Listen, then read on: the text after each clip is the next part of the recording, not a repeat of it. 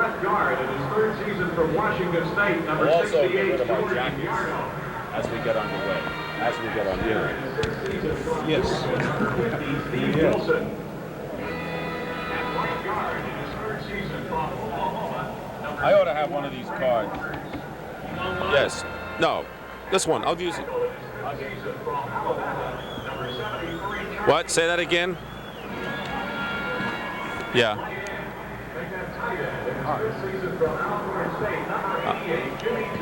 Okay. wide receiver.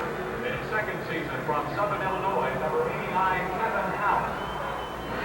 At quarterback in his fourth season from Grambling, number 12, Doug Williams. At fullback in his But I won't be able to talk right away on that. 32, James Wilder. 1, 2, 3, 4, 5, 6, 7, 8, 9, 10. Tailback in his fifth season from Southern California, number 42, Ricky Bell. And now let's have an Arrowhead welcome for Buccaneers head coach John McKay, his staff, and the balance of the Buccaneers squad.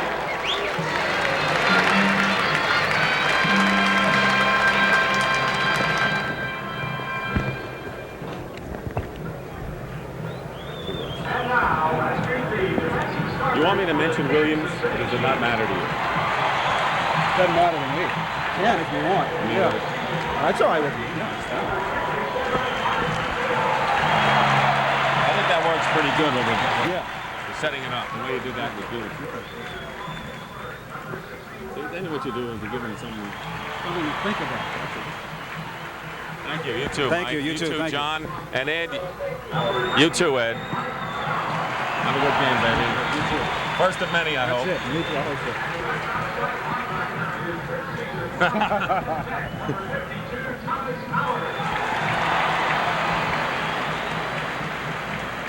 1, 2, 3, 4, 5, 6, 7, 8, 9, 10. Okay.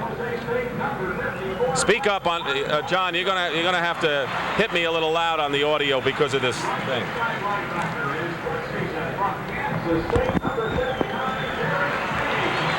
That's what you want.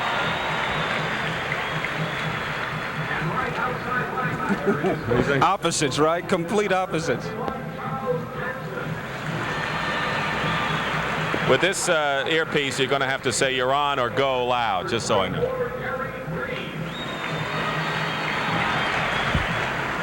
right corner in his second season from Utah State, number 44, Eric Harris. Nothing. I'm just thinking. Strong safety in his first season from You'll be there ready to show me right as I get out of the seat, and not before. Right. Free safety in his sixth season from Texas State, number Stand by.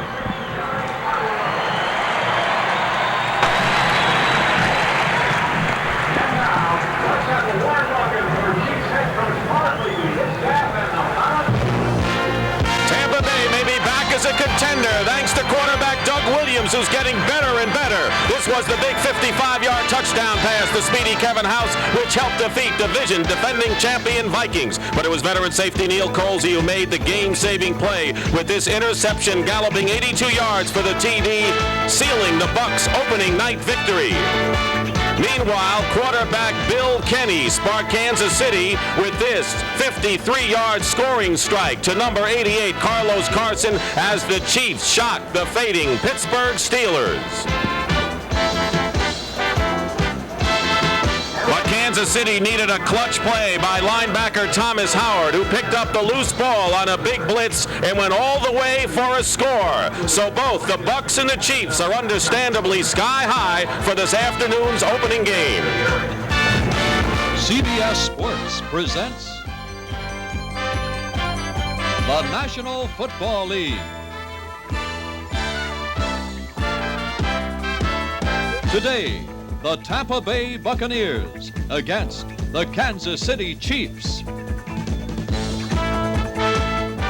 So it's the Bucs and the Chiefs at Arrowhead Stadium, the 10th anniversary of this beautiful place. As we welcome you, everyone, I'm Dick Stockton along with Jim Hill. And yes, they're both young. They both have good defenses. They both won last week. But offense is still a question mark. And Tampa Bay, of course, has Doug Williams, and it starts with him. It certainly does. Williams ran for and threw a touchdown pass last week, but I think he's under a lot of pressure because of the ineffective play of his offensive line. However, one of the big keys for this game will be Tampa Bay using 3 wide receivers and going to the veteran tight end Jimmy Giles and taking advantage of the inexperience of Lloyd Burris, the starting rookie strong safety for Kansas City. John McKay's always looking for those little breaks in the other ball club, and I think he sees it there. Kansas City, on the other hand, despite a lot of points against Pittsburgh, is really playing an offense in a different era. All they do is run. That's right. 37 points against Pittsburgh could be a little misleading because most of those points came after Steeler turnovers. However, because Kansas City likes to run and pass when they are supposed to, gaining 4.5 yards in first down situations is really crucial for them to win. So, Jim, the team that has the offense today is really going to have the edge because they both have good defensive teams. And we're down on the field getting set for the opening kickoff now here at Arrowhead Stadium. As we said, the 10th anniversary. Tampa Bay has won the toss. They've elected to receive, and James Owen will be deep, and Lowry will kick off.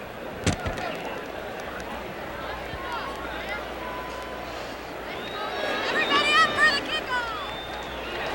There is Nick Lowry, an outstanding kicker after a lot of clubs passed on him in the last couple of years. And when we get the kickoff, we're also going to get a surprise because they're going to let go a few hundred balloons here. As you look at Owens, number 26, who is acquired by Tampa Bay from San Francisco, and Gary Davis, number 28, with him. So the Kansas City Chiefs in the red or the dark uniforms, and Tampa Bay in the white. Both teams are 1-0.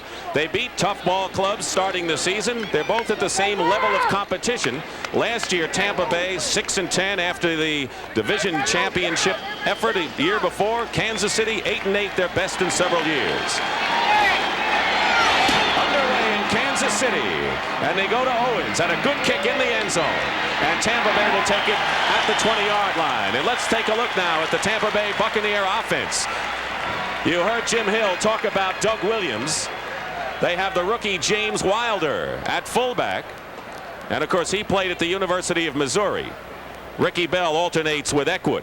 And when they decide to go deep, they have the speed with the wide receivers, and they have good hands to strike from anywhere on the field. And that should be Jones instead of Marshall, the offensive line, and they've been injury plagued. They certainly have, and it's a big test for them this afternoon to really come together and try and move out this pretty good defensive unit for Kansas City. And talking about Kansas City's defense, both teams use the 3-4, and it's going to be Bell and Still, 2 outstanding defensive ends for the Kansas City Chiefs, and Art Still, of course, an All-Pro. We'll be taking a look at him. So it's 1st and 10 at the 20-yard line. Wilder 32 and Ricky Bell 42 of the setbacks. Tailback is Bell. And Ricky Bell goes up the middle and gets nothing. So we knew we'd want to test that defensive line, and the Chiefs have Bell, Parrish, and Art Still as the front 3. Bell injured most of last year. The linebackers are sparked by number 59, Gary Spaney. Charles Jackson is in the starting lineup this afternoon, number 51, in place of Whitney Paul. And the secondary, sparked by Gary Barbaro, the free safety, but Lloyd Burris is the man they're going to work on, as Jim pointed out at the top, number 34. Gain of 1, 2nd and 9 at the 21-yard line, and the pitch goes to Ricky Bell. Bell going outside, and good pursuit.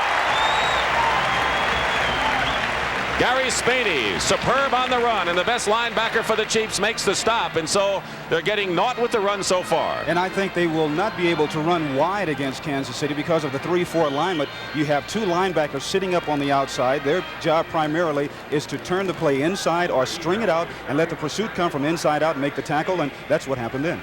Paul Dombrowski, number 46, has come in a nickel back, as is a 3rd and 11 now for Doug Williams. So Tampa Bay trying to get something on the run, puts more pressure on Doug, and he's in a passing situation. At the 19-yard line out of the shotgun, and an inside run to Ricky Bell. Bell gets a couple, and that's all. So Kansas City even more aroused now after stopping Tampa Bay cold on that series. And I think mostly because they did it back in their own end of the field, holding Tampa Bay in their own end of the field. A tremendous boost for their defensive unit. So it's 4th down. Penalty Offside against Tampa Bay was declined naturally by Kansas City, and so Tom Blanchard is in to punt now for the Buccaneers. The 11-year veteran. He established a personal high, averaged more than 47 yards a kick in the opening game against Minnesota. Tom Blanchard, 32 years old, and deep for Kansas City is J.T. Smith. Made the Pro Bowl based on his punt returns, averaged 14.5 yards. Bad snap from center, and Blanchard's in trouble.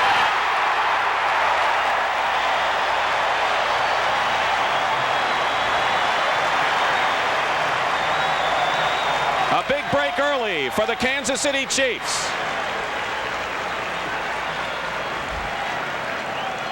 First of all, there's a bad snap. Blanchard having a tough time getting the ball. The number 24, Gary Green, who is an expert at blocking punts, extra points, and field goals, comes in. He takes a shot at him, and by that time, he's swarmed under by 3 or 4 Chiefs, and now Kansas City has the ball in excellent position now. So John McKay's got to be muttering to himself now as the Chiefs have it 1st and 10 on Tampa Bay's 13-yard line. Bill Kenny, the quarterback. James Hadnot and Ted Knight. McKnight are the running backs, and here is McKnight. McKnight gets inside the 10-yard line. Fumble. And does Tampa Bay have it again? The Buccaneers feel they do, and they say no. The whistle had blown. Bill Kohler thought he had recovered the ball on McKnight's bobble, but it is still Kansas City ball, and they move it up to the 7.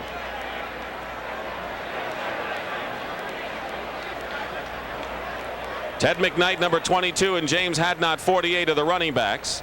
Henry Marshall starting in this game, number 89, along with J.T. Smith, 86. Both had their best years last season. McKnight, one of the best inside runners in pro football. Jack Rudney, the key to the offensive line for Kansas City, and it's a veteran group. 2nd and 4 on the 8-yard line. Here's McKnight. Down to the goal line. No touchdown. It is a touchdown for McKnight. He got in there. Ted McKnight carries twice, and Kansas City has gone in to score following a bobbled snap. Pressure by Gary Green from the secondary, and the Chiefs are in front 6-0.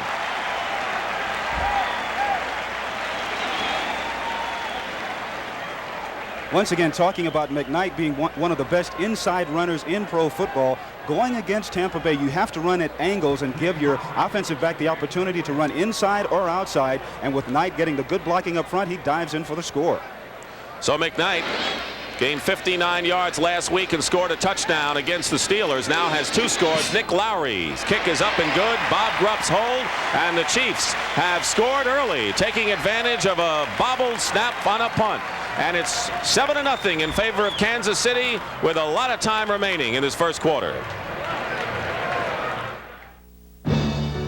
It began life as an American war hero, and it's still serving to this day. The legendary Jeep vehicle. 40 years, over 1 million owners, 10 billion miles, taking its place in every sector of American life. And now with the highest gas mileage of any American-made four-wheeler, Jeep CJ. What vehicle has better withstood the ultimate test of a legend? The test of time. From Jeep Corporation of American Motors. You know, baseball's the same in Japan as it is in America. You play 9 innings, 3 strikes and you're out. And after the game, there's nothing like a beer. And when Numa's in town, I treat him to light beer from Miller because it tastes great. Yeah, I know it's less filling, but we drink it because it tastes great. Listen, Numa, it tastes great. All right, it's less filling. Light beer from Miller. Everything you always wanted in a beer. And Nick Lowry will kick off. The Chiefs lead at 7-0. And James Owens, who is a hurdler, number 26, is back deep. In front of him is Gary Davis, number 28. 2 minutes and 20 seconds gone by in the first quarter, and moving up at the 8-yard line is Owens. James Owens trying to get a burst of speed, and he's tackled from behind at the 25-yard line by Dave Klug. So Tampa Bay has it 1st and 10 now. Doug Williams coming out.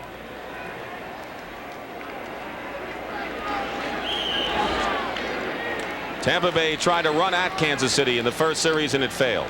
It certainly did, and it was a tremendous boost for the defensive unit of Kansas City because they held Tampa Bay, got a score on the board, and now they really have something to work with out there.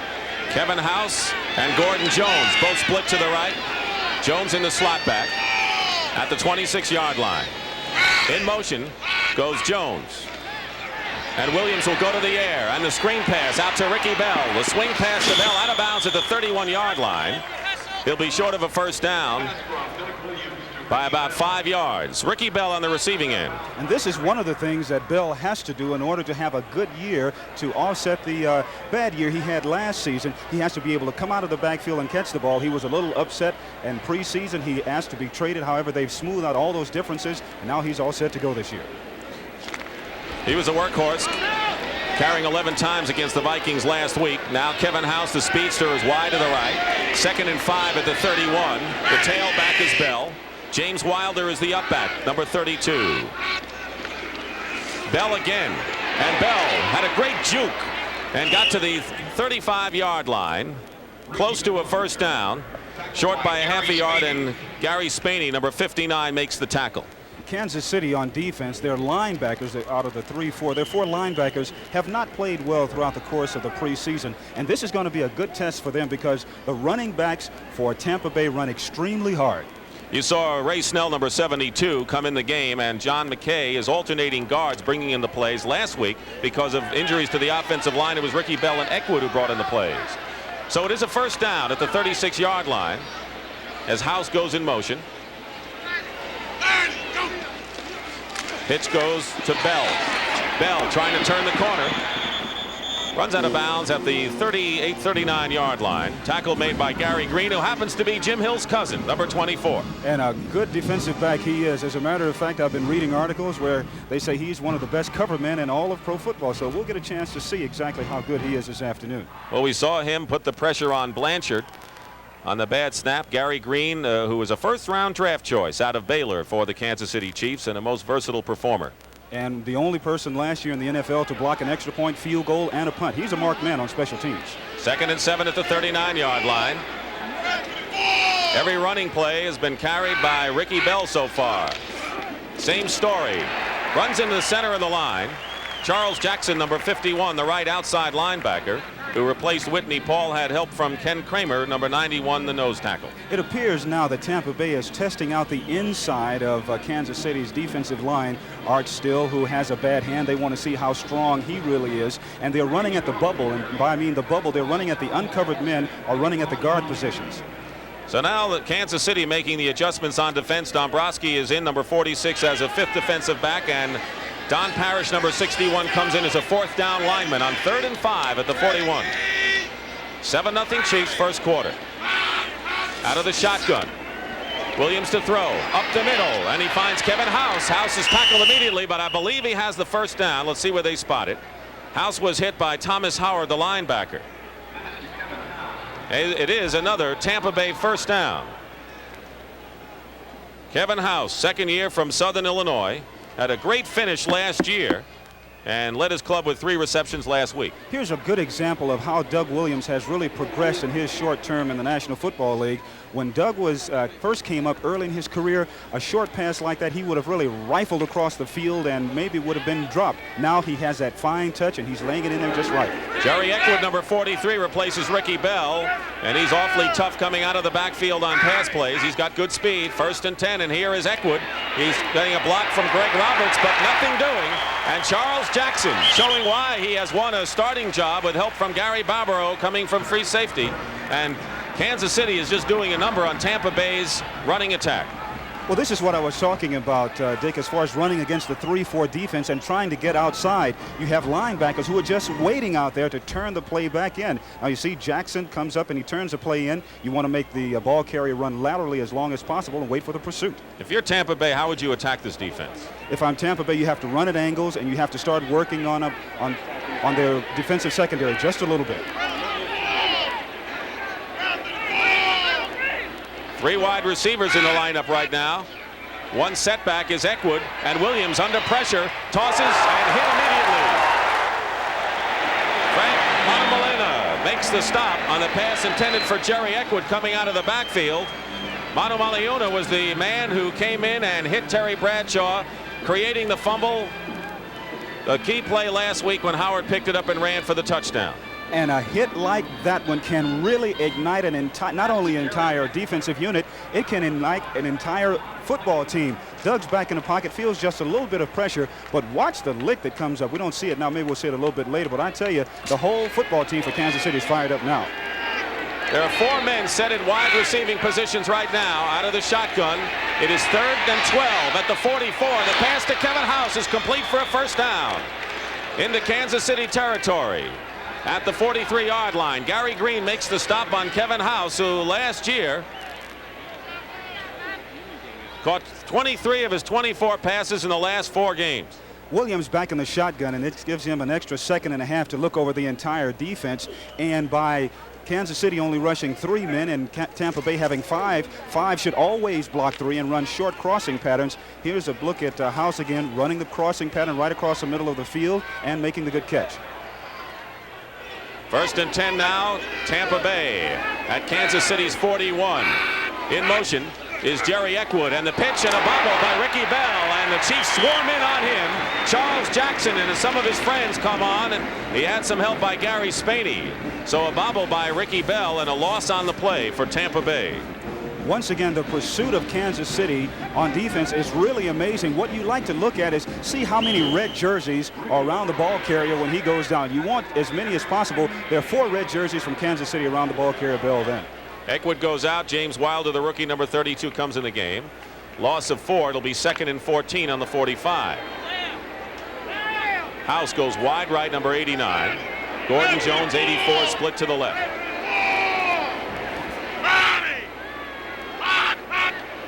Here comes the blitz.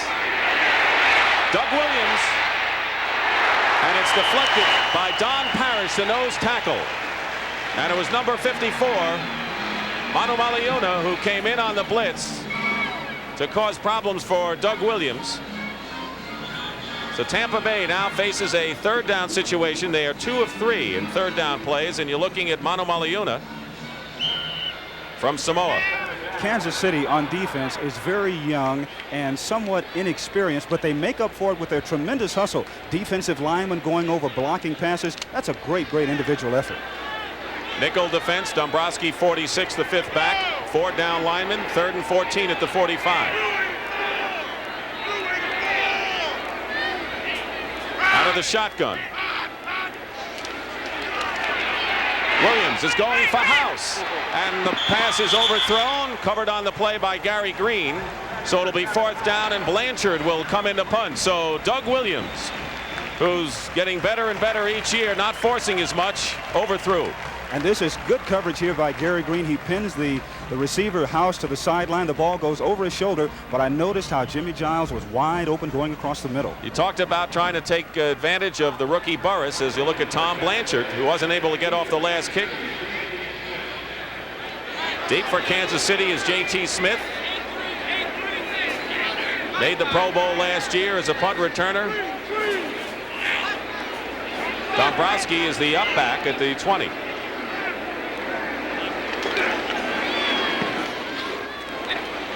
Low kick, and could be a return here for Smith.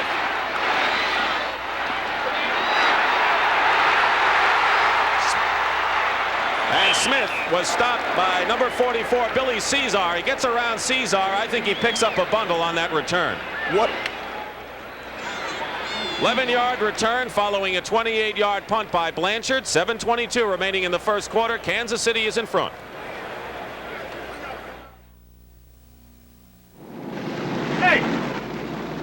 Driving half a car. To prove Haviland Supreme gives cars engine protection up front. I know, but... Well, you should know. It delivered proven protection in punishing state trooper testing. Yeah, but... Where's the rest of my car? Yeah. Here it comes. To prove Texaco's Haviland Supreme delivered improved mileage, too. Upfront protection backed by improved mileage. That's Haviland Supreme.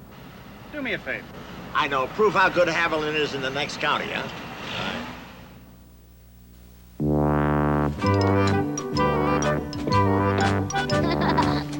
Gotcha. Out of action. Get the twin action Norelco Rototract rechargeable razor.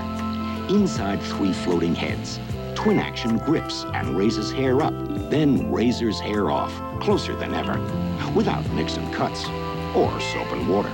the twin-action Norelco Rototract Rechargeable. Because for close shaves... There's no action like twin action. Catch the love bug on the premiere of Walt Disney with Dean Jones and Michelle Lee. It's Madcap Fun, Saturday, September 26th on Walt Disney. Kansas City 1st and 10 on the 23-yard line. Rudney is the veteran of this club, centering over Bill Kenny, his 3rd year from Northern Colorado, and a great story. James Hadnot, the big fullback from Texas Tech, goes off tackle and gets close to the 30-yard line. Tackled by Dave Lewis, the outside linebacker, number 57. And you talk about some outstanding linebackers. They're all good. Cecil Johnson was moved inside with Hugh Green's arrival. We'll be seeing a lot of Hugh Green, 53. David Lewis had some personal problems, back with the club and doing well. And the linebackers really want to get back to that nasty attitude that they had a couple of years ago when they led the league. They're only good when they're aggressive and swarming. 2nd and 4 at the 29. Kansas City, a team that runs. Play action pass. Kenny in trouble. Fires at McKnight in the backfield. McKnight directing traffic. Finds an opening. And he's tripped up, and he had the opening. Tripped up at the 30-yard line by Richard Wood. And if he had gotten by Wood, he might have had clear sailing ahead.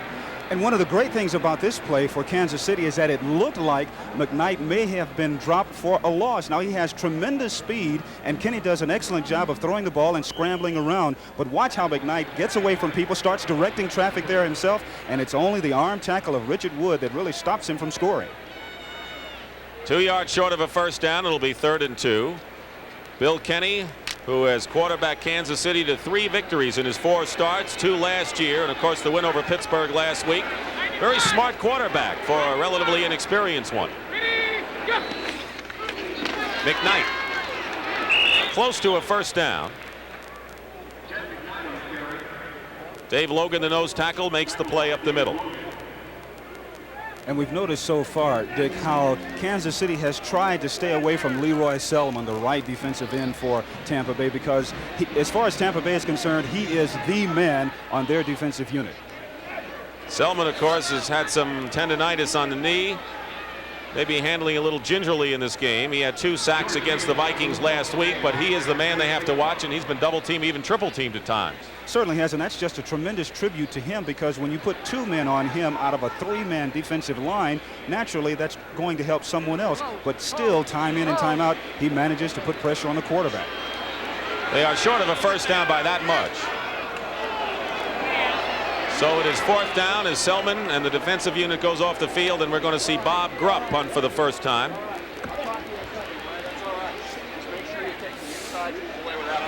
Very good kicking team for Kansas City. Bob Grupp will punt. Averaged over 39 yards. T.O. Bell, a former Pittsburgh Steeler, who is on this club because of his special teams abilities, is standing at the 25. 5:20 remaining first quarter. Dick Stockton and Jim Hill here at Arrowhead Stadium, where it was 82 degrees and humid. T.O. Bell coming up and slides and is down at the 42-yard line. So Tampa Bay has some good field position following that kick, and the Buccaneers will go on offense. So Kansas City taking advantage of an early mistake, holding on to their lead. You know people like me. We're young, ambitious. These are the uniforms we wear at work. But these are the uniforms we wear when we serve part-time in the National Guard and the Reserves. You see, in the Guard and Reserves, you earn extra money. So you not only serve your country, you serve yourself. Yet while you serve, you can live at home and keep your full-time job. Because in the Guard and Reserves, you don't have to give up one life to live another. The National Guard and the Reserves. Talk to your local recruiter. The Toyota Celica GT isn't a sporty car. It's 2 sporty cars. It's a Celica GT liftback with fold-down seats, a hatch that opens to cavernous space, and the Celica GT Coupe with room for 4 plus a trunk. The Toyota Celica GT. It's a sporty car, and it's a sporty car. Oh, what a feeling! Celica. Toyota. Stay with CBS Sports. Following the game for the men's finals of the United States Open Tennis Championships, will Bjorn Borg finally break the hold that John McEnroe has on Borg? McEnroe looking for his 3rd straight. Should be another classic U.S. Open final. 1st and 10 at the 41-yard line for Tampa Bay. Trailing 7-0. Eckwood and Bell in the backfield. Pass is complete to Jimmy Giles. And so for the first time, Tampa Bay taking advantage of the rookie strong safety Lloyd Burris, the 3rd-round draft pick from Maryland, and Giles was open. And this is one of the things that Tampa Bay must continue to do throughout the course of the afternoon. Giles really doesn't get hit that much at the line of scrimmage by the linebacker, which he should, and that's what makes his release to the inside so easy. And now Burris comes over. He gets a little bit of help, but this could be a long afternoon for that young man. 25-yard pickup, and Giles, you know, is one of the better receivers for a tight end. 1st and 10 at the 35-yard line. Eckwood and Wilder are the running backs for Doug Williams. And here's Jerry Eckwood looking for a hole, and he's upended. Gary Spaney, 4th year from Kansas State, came in and upended Eckwood. But Jimmy Giles can also block, can he? He certainly can. We saw him catch a pass. Now watch him go to work and knocking the defensive lineman still right down on the line of scrimmage. And like we said, they want to work on Art Still. They want to see exactly how strong and if his hand, his right hand there, is completely healthy, and if he can grab people and move around. T.O. Bell has come in, and he's playing the slot, 3 wide receivers now with House and Jones, and Eckwood is the only setback. 2nd and 8 at the 33-yard line, and the quick looking pass to House, who's hit and then gets a few more yards. So Kevin House was hit first by Lloyd Burris and then managed to get forward to the 17-yard line, and another Tampa Bay 1st down. So Burris didn't make the tackle as he should have. And once again, he's going to get a complete indoctrination into the National Football League this afternoon. One of the things that he's going to have to do when he's out there by himself is just to hang on and pull the receiver down any way he can. Ricky Bell returns to the game for the Bucks, and Don Kramer, number 91, comes in. Ken Kramer, number 91, in for Kansas City. 1st and 10 at the 17-yard line.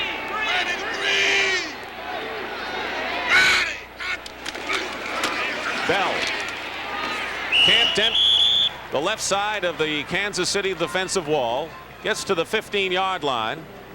Gain of about 2. And now Tampa Bay, Dick, is getting off the ball just a little bit better and moving people around, allowing the running backs to pick their own holes. Surprising Packers, 7-0, and surprising New Orleans with an early lead over Los Angeles. So 2 of the favorites in L.A. and Atlanta on the short end of first quarter scores. Winding down to the 3-minute mark here in the first quarter at Kansas City. Gordon Jones and T.O. Bell split to the left, House to the right. 2nd and 7 at the 14-yard line. Williams to throw. He's under pressure, and his pass is complete to the 5-yard line. T.O. Bell with his first reception makes the catch. Lloyd Burris hit him right there. So it is a 1st and goal inside the 5. What Tampa Bay is doing now is that they're continuing to work on Burris, and Kansas City has put Burris out on a wide receiver. They're double covering Jimmy Giles with 2 linebackers, and that makes it pretty difficult for a young man like Burris, a 1st year in the National Football League, to move around quite a bit and to cover 2 or 3 receivers in the opening series. 1st and goal at the 4.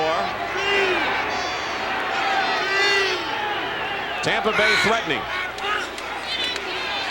Eckwood, not much. Penalty marker down. Game has been relatively free of flags here in the first quarter, but we have a penalty now, and the preliminary signal is against Kansas City.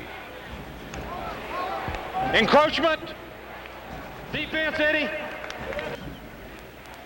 Encroachment against Tampa Bay was the signal. I thought the preliminary signal was against Kansas City.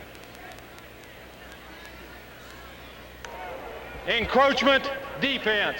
Half the distance. 1st down. So it is still 1st down as they move half the distance now. Doug Williams from Grambling, number 1 draft choice in '78. Moving this club, started out with good field position. He's 6 of 9 for 72 yards through the air. And this is an area where the defensive linebackers for Kansas City must play well. 2 tight ends. As Jim Obradovich, number 86, joins Jimmy Giles at tight end. 1st and goal at the 2. Pitch goes to Wilder. And Wilder from Missouri is in for the touchdown. And it's got to be a pleasing moment for the second-round draft choice from Missouri, James Wilder, who scores his first NFL touchdown to bring Tampa Bay to within 1 point of Kansas City. Pretty good blocking up front. However, the speed of Wilder, now watch him run, and as he keeps his feet moving, that's the most important thing for a running back. You see him start to pick his feet up just a little bit higher, and came over that, gave off with a forearm shiver, goes in for the score, and he's going to be a good running back. Here's another example of it. Watch him as he picks his feet up and goes in. Ray Snell with a good block that got him over the top. And now the point after, veteran Garo Yepremian. And the kick is good, and so we have a tie game. Garo Yepremian had the flu this week and wasn't kicking very deep on kickoffs, but he adds the point after, and we have a tie game with 2:08 remaining in the first quarter. Looking for the right fields to invest in. And the right investments in those fields can be frustrating. That's why Merrill Lynch does the groundwork with research. To seek out the best investments, Merrill Lynch brought together the best researchers. And it is turning up the unseen or overlooked that makes us what we are. Merrill Lynch, a breed apart. Clean water, more precious to life than oil. But it too is becoming scarce because of man's pollution. But now there's something that's helping to clean water all over the world. A unique wastewater treatment system made possible by this special plastic developed by Phillips Petroleum. There are other energy sources besides oil, but there's no substitute for water. Caring for your car and more, that's performance from Phillips Petroleum. For outstanding lead actor in a drama series, the winner is... Who will be the winner? Share the live excitement and entertainment. The 33rd Annual Emmy Awards, Sunday. So Garo Yepremian, in his 14th year, will be kicking off to Carlos Carson, who's on the receiving end of that touchdown pass from Kenny last week. This is a short kick, and Carson at the 5-yard line. He's the fastest receiver on this team, but he runs into a crowd and he stopped at the 20-yard line. John Holt, a rookie from West Texas State, one of those in on the play. So Kansas City starting on offense, 1st and 10, and Bill Kenny. He had a 300-yard game against Baltimore, and you know, it seems that despite the conservative aspect of the Chiefs, they seem to score a lot of points when he plays. They certainly do, but of course they get a lot of turnovers from their special teams, and of course special teams play so much a vital part of any football game. But Bill Kenny is a good quarterback, and with more experience he's going to get better. Originally a 12th round draft choice by Miami, traded to Washington, picked up by Kansas City as a free agent. In motion is J.T. Smith. Joe Delaney, the rookie, is in the ball game. We'll be seeing a lot of him. And David Lewis deflected that pass. David Lewis storming in. He's big at 6'4", and he batted that pass thrown by Bill Kenny, so it'll be 2nd down. One of the things that you can do from a 3-4 alignment is, even though you only have 3 down linemen, you can blitz one of your linebackers from either one of those 4 spots. And that's what happens in this particular time as David Lewis comes in from the left linebacker spot and knocks the ball down. You know, it's unusual to see a pass attempt by Kansas City on 1st down, and in 2 running plays on 1st down, they gain 6 yards. Here's Delaney. Delaney to the 24-yard line, where he's stopped by David Lewis once again, and we're getting our first look at the 2nd round draft choice from Northwest Louisiana, who the Chiefs say is their best breakaway threat since the days of Mike Garrett. And that's exactly what they need, because if you're going to have and try and establish a running game and depend on running as much as the Chiefs want to, then you must have that breakaway threat.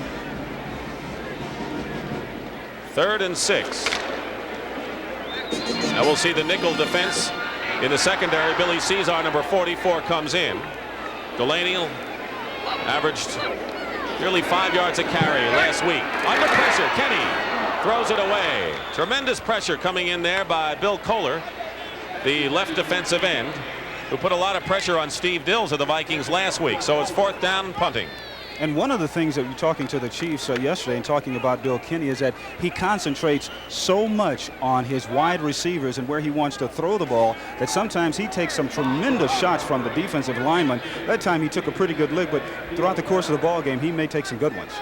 A Pro Bowl player 2 years ago, Bob Grupp, a free agent from Duke, will be kicking to T.O. Bell at the 35-yard line.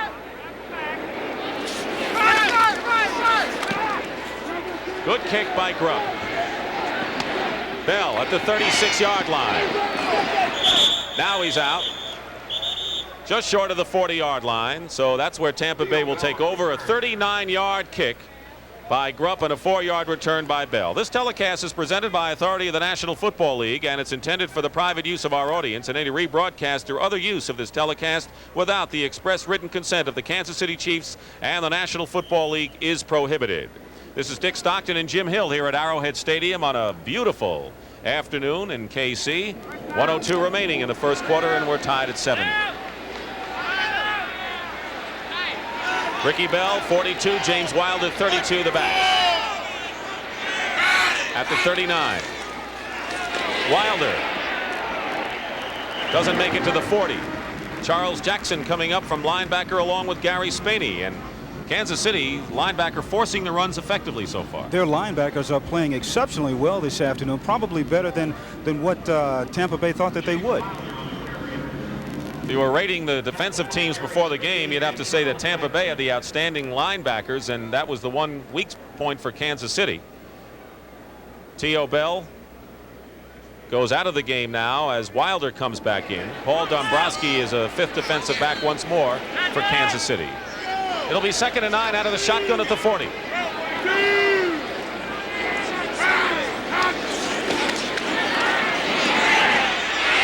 Loops the pass to Ricky Bell. Bell to the 45, out of bounds at the 50, has the first down.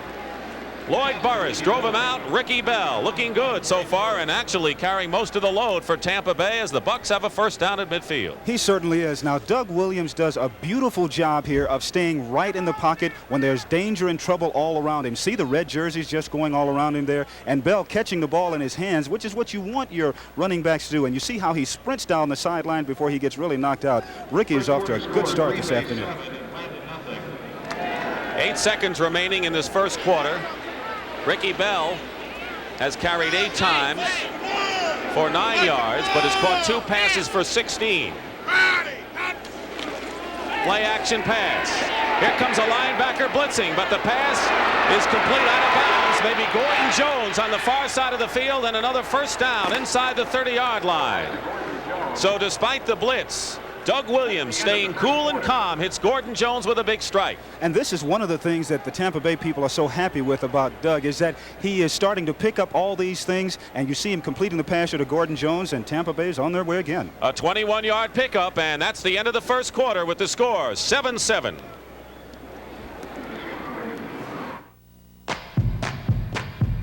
He's walking, yes indeed, a dingo man down to his feet. I'm hoping that he'll walk up to me.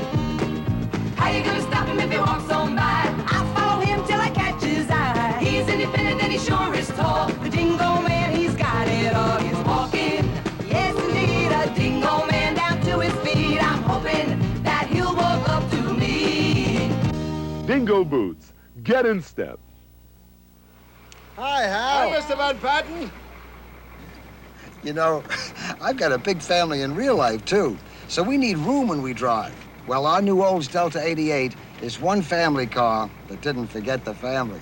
And this one's a diesel, so it has the same kind of mileage as many smaller cars. Now, that's practical. Our new Olds Delta 88. In today's practical world, there's still room to do it with style.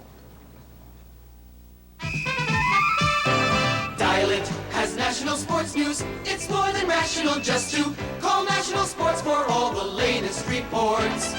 We're talking national sports news. We've got it all.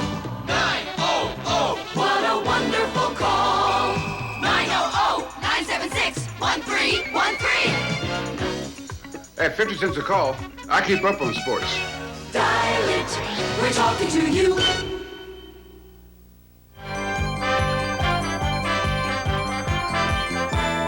CBS Sports coverage of the National Football League is sponsored by the 1981 Oldsmobile Delta 88, the family car that didn't forget the family, and by Dingo Boots, the walk-in boots. Dick Stockton and Jim Hill back in the second quarter here at Kansas City with the score tied 7-7 and Tampa Bay threatening on Kansas City's 29. Doug Williams doing well, as you can see in the passing department so far. 1st and 10. In motion is Kevin House. And Jerry Eckwood cutting inside. Gets inside to about the 28, maybe a yard gain, and that's all. Art Still, number 67, who's the feared defensive end, the All-Pro, made the stop. And he has a bad left hand, and of course, knowing John McKay that the way some of us do, he likes to pick on certain people when he thinks they are hurt, and Art Still has a bad left hand, and they're going to try and see just exactly how strong he is, because one of Still's strengths is his ability to go out and grab the offensive lineman and shed him away and go in and make the tackle. And he was the only non-San Diego Charger on the front line for the AFC in last year's Pro Bowl. Marv Levy, the coach of the Kansas City Chiefs, in his 4th year, and a timeout is called by Tampa Bay. So not a bad move. A lot of people might think that why waste a timeout, but Tampa Bay, this is a big play for them, 2nd and 10 at the 29, and you don't know how many chances they're going to get. We'll be back. I can tell a real cowboy from the drugstore kind, clean across Texas. The way he wears his hat will tell you. And the beer that you drink's a surefire giveaway, too. A lot of us drink light beer from Miller. We love the taste, but we surely appreciate that it's got a third less calories than the regular kind. You see, you don't want to be filled up when you're out there punching doggies. Ain't that right, cowboy? I didn't punch that doggy. Light beer from Miller. Everything you always wanted in a beer, and less. With State Farm, you don't call a stranger when you need help. If you have a question about your family or personal insurance needs, or you want to report a claim, you call your State Farm agent. We're there to give you personal service. That's one of the big reasons so many families come to State Farm and stick with State Farm. It's the availability of the State Farm agent. Whether it's life, health, home, or car insurance, we're there to help. And like a good neighbor, State Farm is there. So Williams was wise in calling that timeout, you feel, Jim? He certainly was. He saw something from Kansas City that he wasn't expecting. This is only his 4th year. Good decision. Call timeout. Out of the shotgun, 2nd and 10 at the 29-yard line. James Wilder in the ball game replacing Bell. Williams under pressure, but he can run. And Williams, penalty marker down, 25. Williams runs out of bounds at the 10, and we have 2 penalty flags down. We might have a clip back there, but we'll wait and see. Normally, that's what the call may be. And apparently, that's it. And Charlie Hanna, who's banged up anyway, comes limping off the field for the Tampa Bay Buccaneers. Fred Wyant is the referee today. His crew of Tom Hensley, Ed Marion, Wilson Gazier, Dick Cantak, Vince Jacob, and Bob Wortman. And Hanna, who had that hamstring pull going in and did not play last week, back to the sidelines. And he's also one of 2 starting tackles who were defensive linemen for Tampa Bay. So that's quite an adjustment on his part. Holding number 74. 2nd down. Gene Sanders, that other tackle who was switched from defense to offense, guilty of holding. So it is still 2nd down, but it's now 20 to go for Tampa Bay. 7-7. Ted McKnight on an 8-yard run following a fumbled snap on a punt in the 1st quarter, and then Wilder went over from 2 to account for the scoring. We're in the 1st minute of the 2nd quarter here. Shotgun again for Williams, who's looked good so far. Kansas City comes, and Williams trying to break through, and not this time, and he shuffles it. He shuffles the pass to Ricky Bell. Smart shuffle pass, which is all right as long as it's back behind the line of scrimmage. Charles Jackson and Frank Case force the play, so Kansas City obviously is looking to blitz whenever they go the shotgun. That is really unbelievable by Doug Williams. Now, this is an example of why he is probably the most dangerous quarterback in the National Football League when he starts to scramble. Watch the athletic ability. He's so strong up top. He feels pressure coming from the right side, puts the ball in his left hand, and calmly and coolly tosses it out to Ricky Bell. A great play. Yeah, we know he can throw long, and if he can think and get better and better along with experience, and don't forget he was out a half a year, he hasn't played that much, he could be a gem in this league. 3rd and 8 on the 27. Tampa Bay 3 of 5 in 3rd down conversions, and the pass is incomplete, intended for Jerry Eckwood. Incomplete, and Garo Yepremian will be coming in, and good forcing play by nose tackle Ken Kramer, number 91. Now, that was a time when Williams threw the ball just a little bit too hard trying to get to Eckwood, because Eckwood came from the left and went to the right. He was wide open. He had an offensive lineman in front of him, but Doug threw it just a little bit too hard and a little bit in front of him, and that's why it was incomplete. Garo missed a 47-yarder last week against Minnesota. He is a well-traveled kicker, as you know. Started with Detroit, 9 years at Miami, New Orleans, and now with Tampa Bay. Tom Blanchard will hold for him, and it'll be a 44-yard attempt for Garo Yepremian. Tampa Bay outgained Kansas City in that first quarters. And Garo's kick, accurate and good, just over the crossbar for Garo Yepremian. So that's his first field goal of many. He's the 9th all-time leading scorer in the league. Gets congratulations as he puts the Bucs in front 10-7. The Mercedes-Benz 240 diesel delivers 29 miles per gallon here and 33 miles per gallon on the highway. It also delivers this.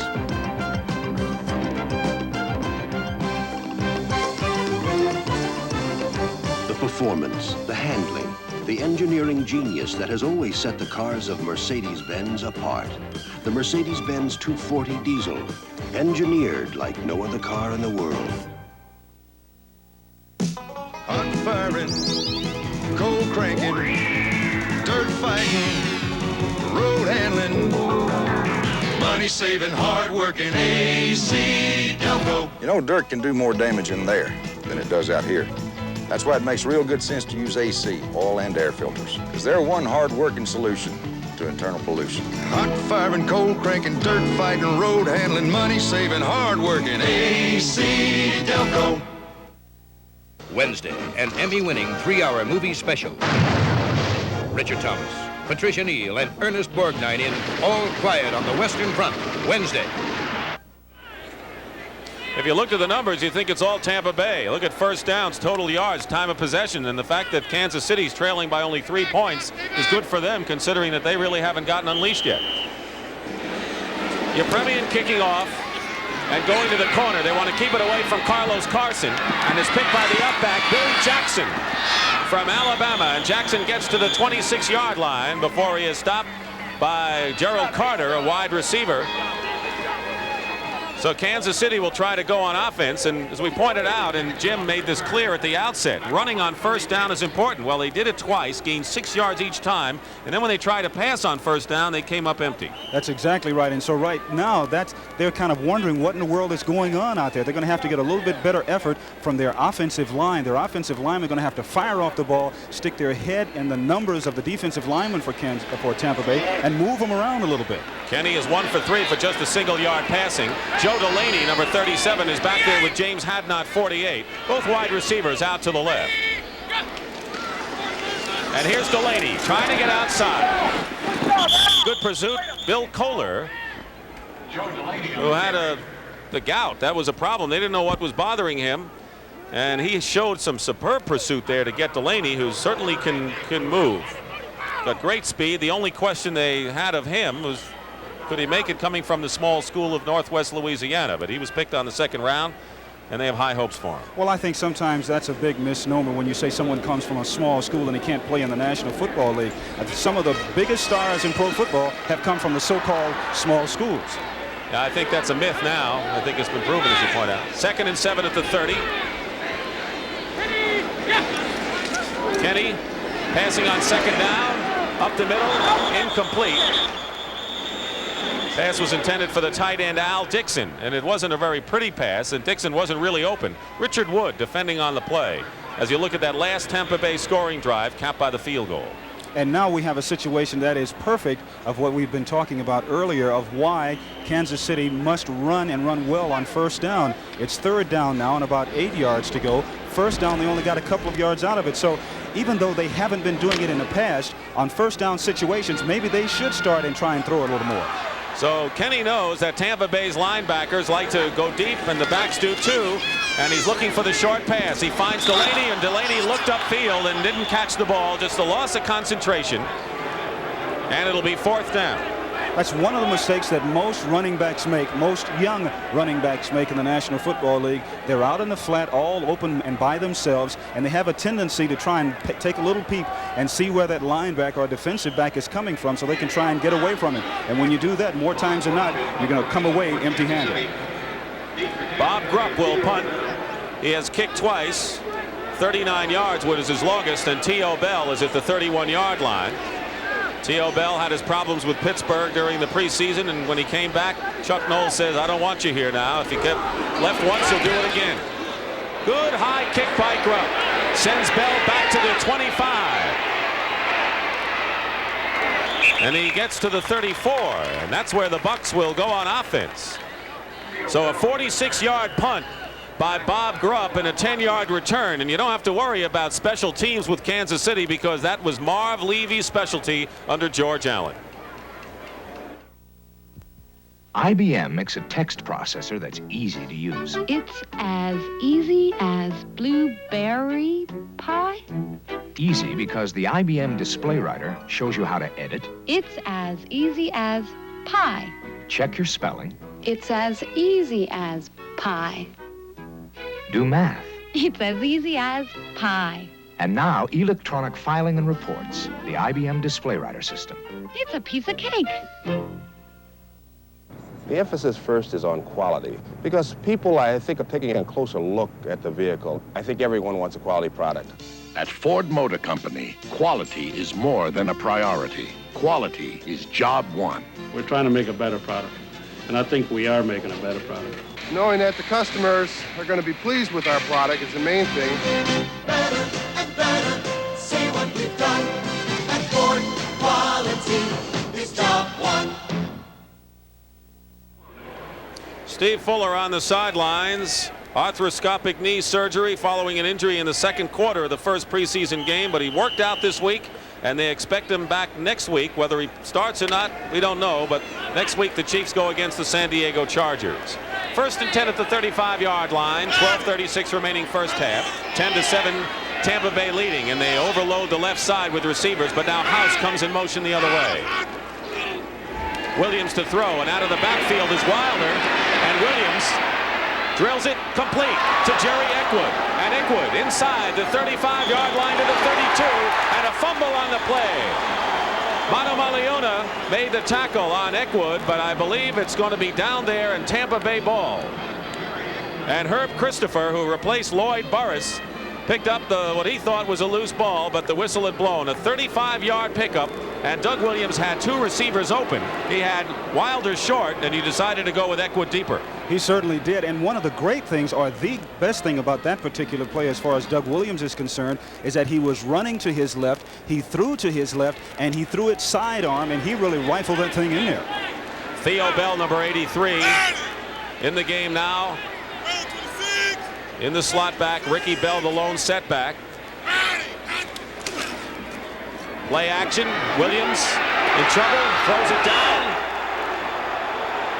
And no flag. Kansas City calling for intentional grounding. And the new rule is that if you get the ball away just to avoid taking a loss, it's a penalty. And that's exactly what Don Parrish is saying. Loss of down. All right, they called it. Loss of down as well. So this hurts Tampa Bay. It's certain. That's exactly right. The new rule, as you talked about, Dick, there was no really Tampa Bay receiver around, and this is strictly a judgment call on the part of the referee. And if in his judgment he feels that the quarterback throws the ball away to prevent a loss, then it is intentional grounding. John McKay, only 5 coaches in the league have been in their jobs longer than John McKay. It seems only yesterday he got to Tampa Bay from Southern Cal. So it's 2nd and 10 at the 32. Mike Bell had good pressure there. Nothing doing. Eckwood thrown back to the 37-yard line by Mike Bell, who's now starting to make his presence felt. Mike Bell played only a game and a half, had a shoulder injury last year, a #1 draft choice a couple of years ago. And the thing that allows him to make the tackle and get into the backfield so quick is that he was off the ball extremely fast. He was watching the ball, which is what defensive linemen have to do in order to make those kinds of good plays. Don't listen to the quarterback. Move when the ball moves. They need that pressure by Bell and Still on the 2 defensive end spots. 3rd and 15 at the 37-yard line out of the shotgun. They're going deep. House incomplete. Gary Green was step for step with Kevin House, and a superb play by Gary Green, who says, you know what they're doing? They're going on the other cornerback side, Eric Harris.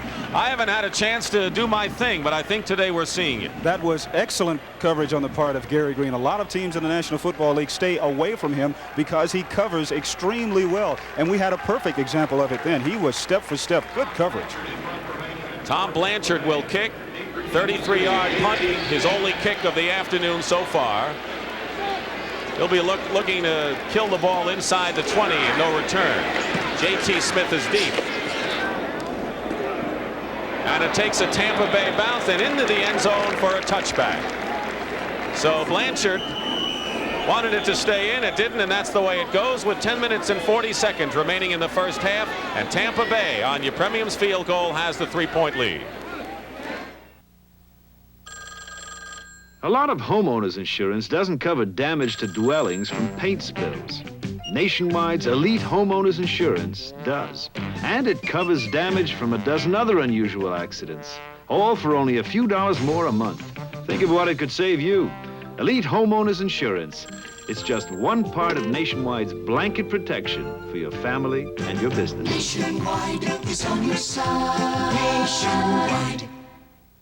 Meet the oddest couple. You're an American. The Two of Us. Can't put anything over on the English. It's cultural clash when butler Peter Cook returns on The Two of Us Monday.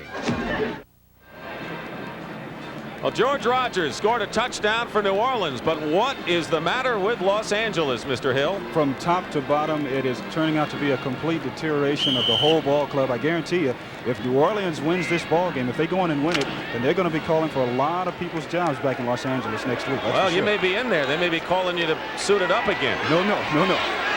First and 10 at the 20. Hadnot and McKnight are the setbacks, and in motion J.T. Smith for Kenny, and then he turns around. They used that formation against Pittsburgh last week. Kenny has time out to Hadnot. Hadnot bulls his way forward, penalty marker down as he's tackled at the 24-yard line. Neil Colsey came up from safety. Kansas City trying to establish an offense. And first down, you know, they did gain, as I said, 6 yards the first 2 tries, and this is a holding call against the Chiefs. So a tough afternoon so far for Bill Kenny. And of course, you have Tampa Bay now. They are looking a little bit like the Tampa Bay Buccaneers that led the league in defense a couple of years ago, and that is by flying around and knocking people down and really being nasty out there, because that's how you have to have your defensive people. Holding, number 65. Tom Condon, right guard. So now it's first and 20 at the 10-yard line. Very tough to go 90 yards these days on a drive. Kansas City comes out with 3 wide receivers. The tight end, Al Dixon, in the slot, and a back move, penalty marker down. One of the Kansas City backs, it might have been Hadnot, took a step.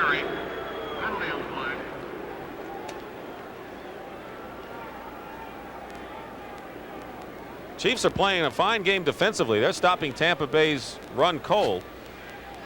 Bucks have had good field position to account for their 2 scores, but the Chiefs can't get it started on offense. Illegal motion, number 48, declined. Second down. Watch the lower right of your screen. Yep. There it is, James Hadnot moving. But of course, you know, an experienced quarterback can look around, and if he has good peripheral vision, he can see that running back moving, and he can hold up the snap cadence just a little bit and give him time to get back and get set. Meager numbers for Bill Kenny with 10.5 to play. And on a drop play, McKnight, another penalty marker down as McKnight to the 17-yard line. David Lewis from the strong side outside linebacking spot makes the tackle, but another flag now on 2nd and 20. And Kansas City now penalized 3 straight plays. They're getting very frustrated. They're at their own end of the field. Tampa Bay is really flying around out there on defense and starting to just knock people down and not care, just hitting everything in the opposite color jersey. And when that happens, that usually puts a lot of pressure on an inexperienced young offensive line, and that's what's happening now. You know, the offensive line proved to be troublesome last year for the Chiefs. They lost their first 4 games with Herkenhoff and Illegal use of the Rudnikoff. hands to the face, number 60. Herkenhoff holding on the play. He was out last year and with a makeshift offensive line lost the first 4 games as Marv Levy on the sidelines wondering what's going on here. But they won 8 of their last 12 with everyone intact. Hadnot carries, gets nothing. David Logan comes up, and now the opening day crowd so cheerful just an hour ago, a little unhappy. And the way it appears now, if Kansas City really doesn't do something and get away from just running all the time, especially on first downs, they're going to be frustrated throughout the entire afternoon. And also, that's a big advantage for the defensive unit. When they know you're going to run on certain situations and pass in certain situations, they can really take off on you. 3rd down, 25. At the 5-yard line, Kenny in his end zone, batted down at the line of scrimmage by David Logan. So Tampa Bay has been able to knock down a couple of pass attempts by Bill Kenny, who's certainly not a small quarterback at 6'4". And Logan's wishing he maybe had that stickum that Lester Hayes had last year, Jim. That was almost a defensive lineman's dream. David Logan. Now watch, what the ball is going to hit him right in the middle of the hands right there. And he knew that if he had caught that, he would have been in for an easy 6. Well, Tampa Bay sitting pretty as Logan goes off the field. And Grupp will kick from the end of the end zone. And Theo Bell is at the 45-yard line of Kansas City. Any kind of a return, and the Buccaneers will be looking good. And the ball takes a Kansas City bounce. And what a break it is for the Chiefs as it dies at the 37-yard line. So Bob Grupp, and in a big kick, had nowhere to back up to. He was at the end of the line, and he gets Kansas City out of a hole. A 62-yard kick for Bob Grupp. We want to remind you to stay with CBS Sports. After the game, could you ask for a better men's final in the U.S. Open Tennis Championships? Bjorn Borg and John McEnroe. What do you think? Oh, that's going to be a good one. And I know Borg would really like to get at McEnroe to break his string of victories at the championship. And also because it was McEnroe who beat Borg at Wimbledon. Borg has never won the U.S. Open. Right after the game, join us. 1st and 10, 38-yard line. Wilder and Bell are the setbacks, and Kevin House is in motion for Doug Williams. Ricky Bell out of the backfield. Not a good pass for Bell, I don't believe. Little low. Should he get that? Well, anytime, usually when a ball touches your hands, you're supposed to catch it. However, that particular time it was just a little low, as you mentioned, and Bell has been working on catching the ball during the offseason, and he has really improved, and he's shown us already this afternoon. Denny Ricardo has kicked 3 field goals. George Rogers has his first NFL touchdown. But the story is the Los Angeles Rams are a team in trouble as they trail 16-0 to the New Orleans Saints, 2nd quarter. We have 9:25 remaining in the first half. 10-7, Tampa Bay leading the Kansas City Chiefs. 2nd and 10 at the 38. Williams has been able to throw, and that pass is batted down. Art Still. Incomplete. Art Still, a big 6'8" defensive end. Got his hand up there to knock down a Williams toss. And I'll tell you, you can't ask for anything more from the Chiefs defense so far, Jim. Absolutely correct. And the Chiefs can do so many things on defense. It's the little things that really help a defensive unit. For instance, sticking your hand up when you go in to rush the passer. Now, you know that Doug Williams is a big quarterback himself. But Art Still at 6'7", 6'8", he rushes in, and when he sticks his hands up in the air, well, he's over 7 feet tall himself. There it is from the end zone view. Now, there's Art sticking up that big right hand of his and really putting a lot of pressure on. 3rd and 10 at the 38. Doug Williams, 10 of 18 for 145 yards.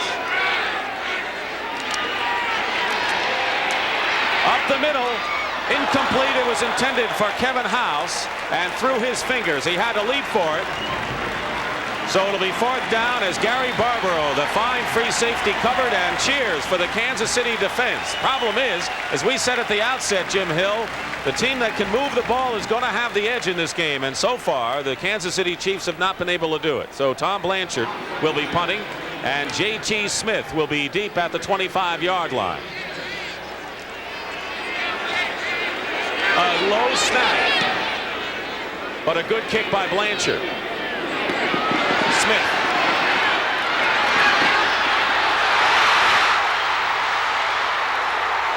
He's on his way. Singer is the only man between Smith and the goal line, and Smith is out of bounds at the 21.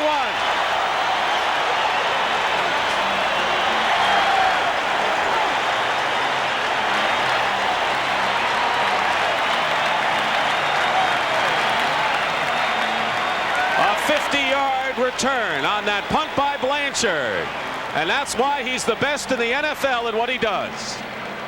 And the key to the whole thing as far as J.T. Smith is concerned is running the ball and running just as fast as you can and keeping your feet up, especially on this AstroTurf, because if you drag your feet a little bit, you will stumble and fall. Now watch, he keeps his legs moving, and what happens is when he gets into traffic, he turns sideways, and when you turn sideways like that, it prevents a smaller target for people to hit.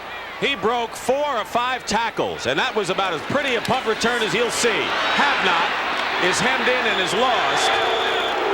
And the first down average for Kansas City is just under 3 yards. And so we knew that that wouldn't be enough, and they're foiled once more. Now, see, now here's where you really don't take advantage of some of your offensive personnel. You just had a tremendous play by your special teams, running the ball back, putting you in excellent position to possibly score. Why not put the ball in the air on first down, keep the pressure on the opposition? You're taking the air out of your own balloon. That's right. 2nd and 12 at the 23. And Kenny can throw. He's a pure drop-back passer if given the opportunity. He's got it here. Receivers are covered for the moment. And the pass is drilled and complete to the 10-yard line. Stan Rome, former basketball player from Clemson at 6'5", made that low catch, a good catch by Stan. It was a good catch, but it was a great individual effort by Bill Kinney, who sets up in the pocket, feels pressure, and moves around, goes up to the line of scrimmage. All of a sudden, he sees the wide receiver and throws the ball in there. That's the kind of play they should have come up with on first down right after the special teams punt return. So they have a first down at the 11-yard line, and now 3 tight ends in the game. That was a 14-yard play. Al Dixon, 84. Willie Scott, the top draft choice from South Carolina, 81. And Ed Beckman, number 85. 1st and 10 at the 11. I would think this is a key drive for Kansas City. Delaney, or McKnight, I should say, thrown for a loss of 4 yards. And Neil Colsey, the savvy veteran who made that big interception against the Vikings, read that perfectly. Kansas City has not been able to run wide against Tampa Bay, and unless there's a complete breakdown as far as Tampa Bay is concerned, they won't be able to, because they're getting such good pursuit. Their linebackers are forcing well, their secondary people are coming up so well, and they've just shut it off altogether.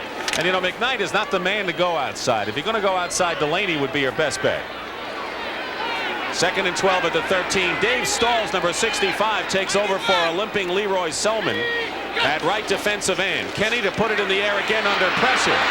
Kenny looking, finding complete pass inside the 5-yard line. Carlos Carson with a fine catch going up high in a crowd.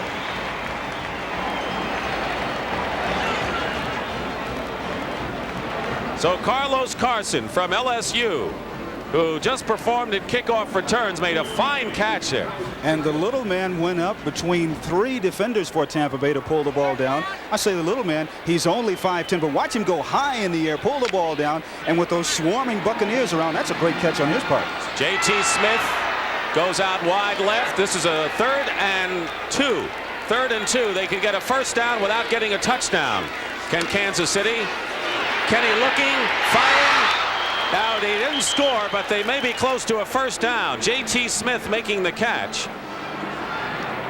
They may have a first down. Let's see where they spot the ball with 5:43 remaining in the first half. And Tampa Bay up 10-7.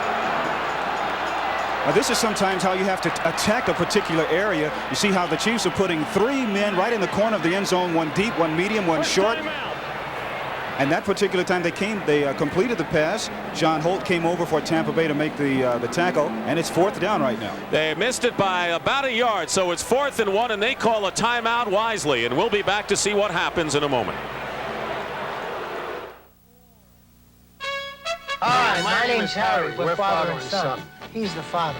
I bought my new 1981 Toyota truck because it's tough. I bought my Toyota truck because it's low price. Yeah, he always looks for a bargain when it's his money. And you know dads, they always try to be so tough. Do you seriously think I don't try to get the most for my money? No, that's one reason you bought a tough truck, a Toyota. Right. You see, sometimes we do agree. But not often. Oh, oh, oh, what a feeling. Tough truck! Toyota. Deadline, Saturday, September 26th at Sears. The Sears 48 battery is on sale. Next to the Die Hard, the best-selling replacement battery in America. Now only $49.99 with trade-in. Save $10. And while they last, 25% off at Sears. Weather Handler all-season steel belted radial tires. Save 25%, as low as $29.75 per tire while they last. For great automotive values, you can count on Sears. So Marv Levy, who's a conservative coach, will go for the three-pointer to try to tie it up. Bob Grupp will hold for Lowry at the 10-yard line. Lowry was 3 for 4 last week. The only one he missed was a 54-yarder. 20-yard field goal is good, and we have a tie game.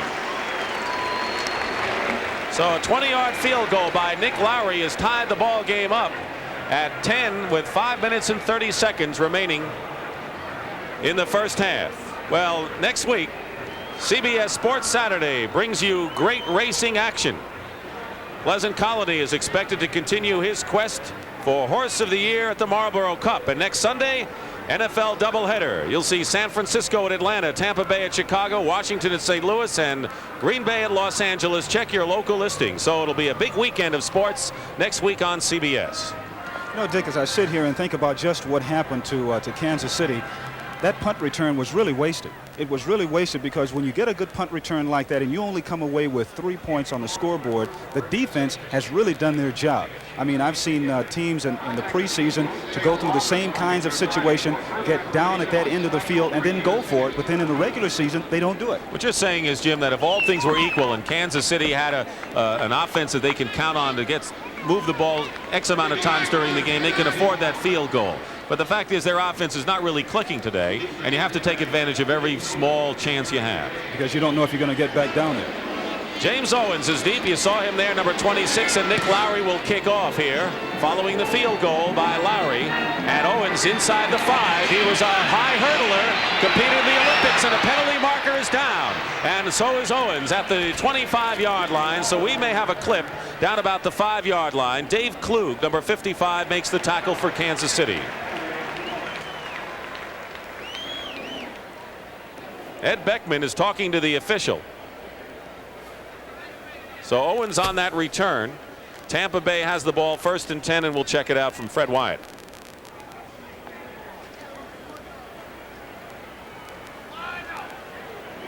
John McKay said, I'd rather get one long pass play than a lot of little ones.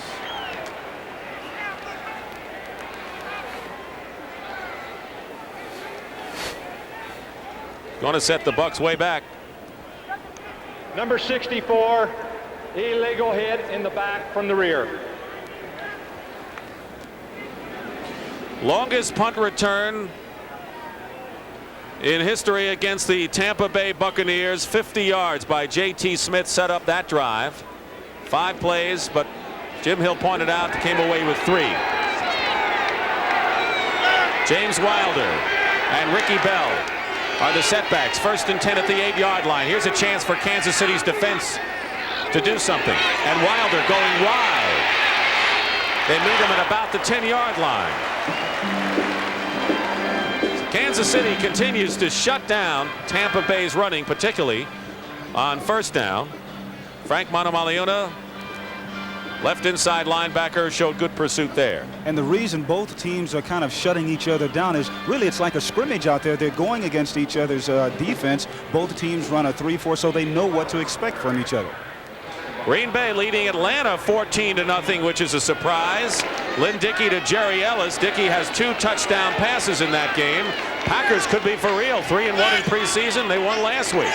Eckwood, number 43, in at the running back now, 2nd and 9 at the 9, and he's in motion. Wide receivers out to the left, and here's Wilder trying to do it again, and once again pursuit by Kansas City, and their linebackers and defensive ends have forced beautifully. Art Still, who can clog the middle and can also pursue laterally, made the fine play there. So now it's 3rd down for Williams. I think John McKay and the Buccaneers have found out that Art Still's hand is not bothering him at all, because he is all over the place. And this is one of the things that your defensive lineman has to do if you're going to play with 3 down linemen. Not only do they have to clog up the middle, they have to roam from sideline to sideline. You saw Chuck Fusina, number 14, with McKay. Kansas City going down to 4 down linemen and a 5th defensive back in Dombrowski. What does Williams do? 3rd and 11 on his own 7. He has to be very careful, that's for sure. At 3 of 8 in 3rd down conversions. The Bucs, and the pass to Ricky Bell is complete for the 1st down at the 29-yard line. So Ricky Bell got free and beat Gary Barbaro. Dombrowski made the stop, but a well-run pattern by the running back Bell. And when you talk about being careful, you want to throw sideline patterns like this one, because if it's going to be incomplete, you can just throw the ball completely out of bounds. But Ricky, as we talked about, comes out of the backfield. He's worked so hard during the offseason in catching the ball, and especially catching it in his hands. And he's caught 3 or 4 passes this afternoon in his hands. A tremendous boost for the offensive unit, and it really helps the overall scheme of the Buccaneers. Good all-purpose back. He has caught 4 passes for 50 yards. That was a 22-yarder, and the pitch to Eckwood, who almost bobbled it, and he's hit from behind and might have gotten back to the line of scrimmage if he was lucky.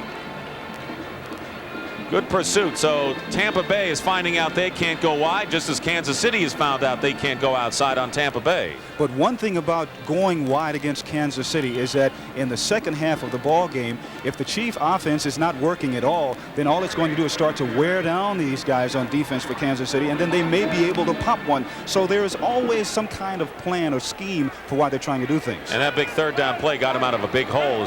We have 2:20 remaining in the first half of a 10-10 game. Kevin House in motion. Williams looking for Bell again. Incomplete. There were 3 Chiefs around, including cornerback Eric Harris. He had Gordon Jones deep, but I think the pass was intended for Ricky Bell, and practically the same pattern as before. It'll go incomplete, 3rd down. Well, I think Ricky took a little peep to see who was around him, and he may have been trying to duck the bullet then, because Barbaro was coming over and he was really going to let him have it. Doug Williams now facing the nickel defense with 4 down linemen. He went to Bell, who's out of the game right now. The last time as Eckwood is in, and Eckwood's pretty good as a receiver. Jones split to the left. Kevin House is out, and Theo Bell in as well. 3 wide receivers. House in motion. 3rd and 10. He's got enough time, steps up, and he completes his pass to Kevin House. Short of a 1st down, though, at the 38-yard line. They are short of a 1st down, and Tampa Bay will have to punt, and good coverage by Gary Green, not letting House get the extra yard. Exactly right, and Green coming up and doing the job that he is supposed to do, and even though they got a big gainer out of it, it's still short. Big play Green here. Coming over and holding him up short.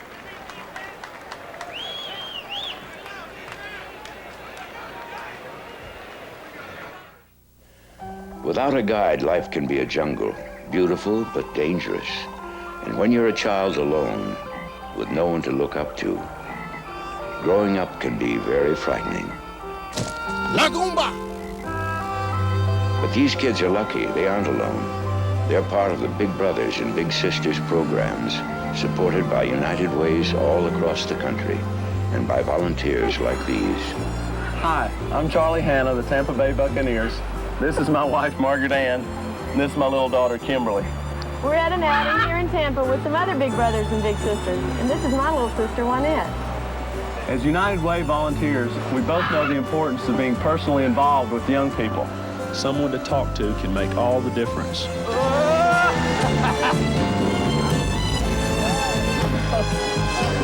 That's why we'd like to say, thanks to you, it works for all of us. The United Way. The preceding message was furnished by the National Football League. 2 minutes remaining in the first half.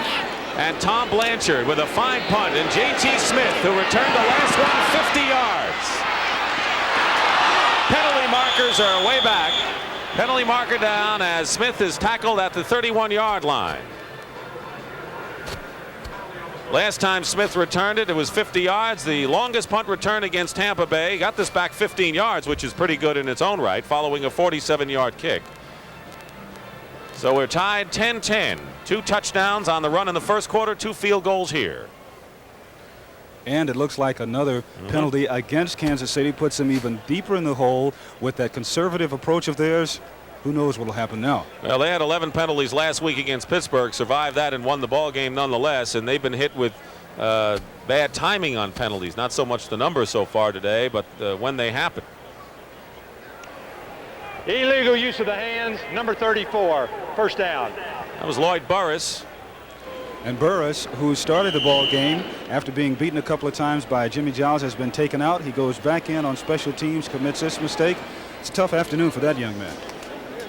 Well, Bill Nelson told us that Tampa Bay very impressed with 3 of the 4 defensive backs, and you got to work on the rookie. That's your chance. 1st and 10 at the 14 for Kenny, so he's really hemmed in his own end now in a 10-10 ball game. Kenny will throw on first down, and he gets it out to McKnight. And McKnight to the 17-yard line, maybe 3 yards on the play. Hugh Green makes his first tackle of the afternoon. We haven't seen him much, but you're going to see him a lot in this league. He was the #1 draft pick out of the University of Pittsburgh. His arrival on the outside for Cecil Johnson inside in the linebacking spot. He was late to camp. He's got things to learn, but he has that thing called talent, Jim. That's right, and he also has Leroy Selman working on that right side too, which helps when Leroy is in there. Of course, he's out right now with a tendonitis in his knee. Timeout called for by Tampa Bay because they can smell another possession before the end of this half with 1:29 to go. So the Bucs have 1 more timeout remaining. The Chiefs have 2, and it'll be 2nd and 6 at the 18-yard line as John McKay trying to get his team back to where they were 2 years ago. He says we reached the top of the mountain and then all of a sudden got a little complacent, and now we have to realize what got us there, and that's what they're trying to get again this year. And that's exactly right. His approach to the season this year is not to even talk about what happened in their championship year, but to remind the people just a little bit of once you get up on top, it's very tough to get up there, but it's very easy to slip and fall back down. I want to remind you that Brent Musburger will bring you highlights of the NFL games played today at halftime, live from the CBS Sports Desk in New York City, as well as a feature on defensive backs. And I know Jim Hill for years has felt that they're an underrated lot, right? Absolutely. I just hope that there aren't any lowlights of me and they're getting beat. You had a distinguished career, but I know you like it better up here. That's exactly right. So do we. 2nd and 6 at the 18-yard line. Following that Tampa Bay timeout, they have 1 to go. Kenny has a lot of time, and he throws that away, and that was a missed pattern.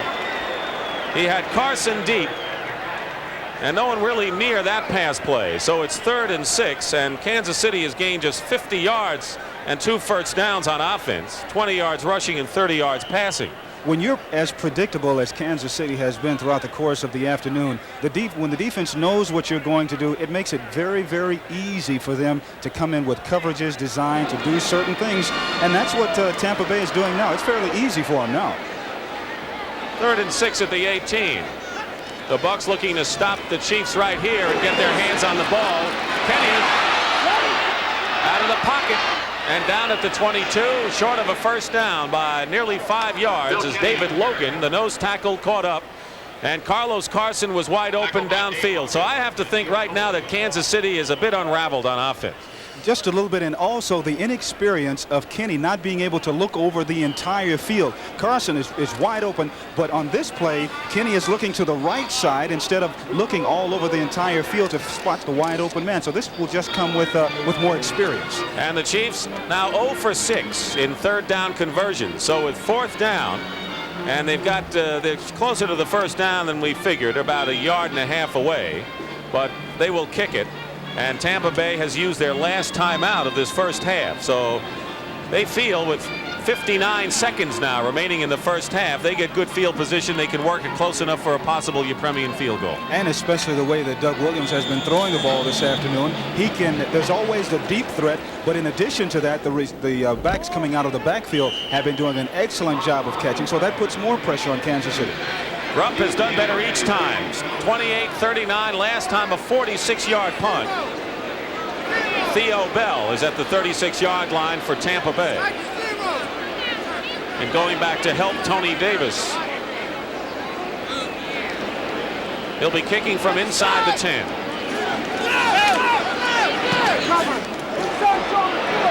Good kick by Grubb. Sends Bell back to the 25. And he's ganged up on the 31-yard line. So the clock will stop on the change of possession with 47 seconds remaining in the first half. And so, you know, Doug Williams will be going through the air to get things close. And we also have to think of the sideline patterns with no timeouts remaining for Tampa Bay. Grubb is an excellent punter. Not only does he get the ball high and far, he kicks at angles, and that makes at that time 49 yards, and that makes it tough on the receiver because he has to run over, and there's a jarring effect as you run over and look at the ball as it comes down, and it makes it very difficult to catch. Jimmy Giles now is playing at wide receiver up on the line on the left side along with Kevin House and Gordon Jones. So you know Williams will go to the air. Art Still is chasing him from behind and trips him up at the 34-yard line. The clock continues to run. So Art Still doing it all this afternoon. Caught up Williams from behind as you look at the clock running, and Tampa Bay's got to hurry up, and they do it without a huddle.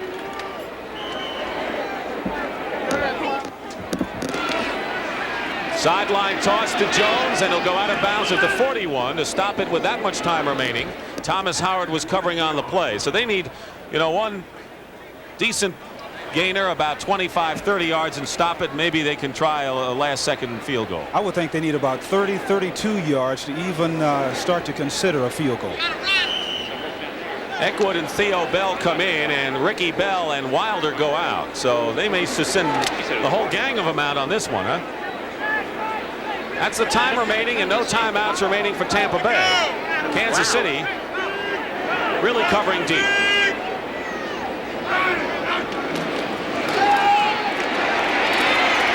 Penalty marker down. That pass is complete to Kevin House at the 40-yard line, and he's tackled at the 37. Penalty is down as Howard and Barbaro made the stop, and the penalty is against Tampa Bay with 6 seconds to go, and so you can just about, barring a strange development, wipe it out here. And you can always figure on a holding penalty back in the line of scrimmage like that because the offensive linemen want to protect so much, and really it's really a holding number 72. And with the new rules which let the offensive linemen stick their hands out and push away, it really has to be a blatant call of holding to call it like that. That was Ray Snell, the left guard. Actually, if that penalty had not been thrown, the half would have ended. They would not have been able to get another play off. So with 6 seconds to go, even though the ball is back at the 31-yard line, at least they have one last shot. Gordon Jones, third year from Pitt, 84 wide to the left. Kevin House to the right, and they go to the ground. Wilder on the draw play, and that'll do it for the first half. So the Kansas City Chiefs have not done anything on attack. Doug Williams has done everything through the air, and I think the Kansas City Chiefs are fortunate that they're in a 10-10 tie thanks to their defensive unit. It takes 2 wheels to have some fun, and you need 2 more to get the job done. But what can you do with 3? Just try the Honda ATC. 11 years ago, Honda invented the ATC 3-wheeler. And ever since, folks have been inventing new ways to use it. Follow the leader, he's on a Honda.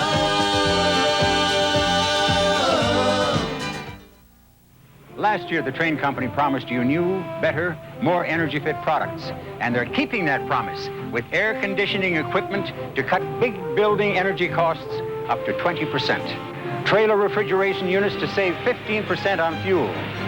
And for home, Train air conditioning like this made 50% more efficient than before. 28 Energy Fit products in all. Not bad for starters. Here's to good friends. Tonight is kind of special. Alex, I'm just coming out to look for you greenhorns. We took a little detour. Little detour for what? Well, we want to say thank you for putting up with us these last couple of weeks. So we stopped at the store and picked up some Lowenbrow. Well, by golly, you city folks are all right. When you want the taste of a truly great American beer, tonight, let it be Lowenbrow. We had such a good time, we're coming back next year. Okay, but don't tell my horses that. Coming up on CBS Sports Saturday.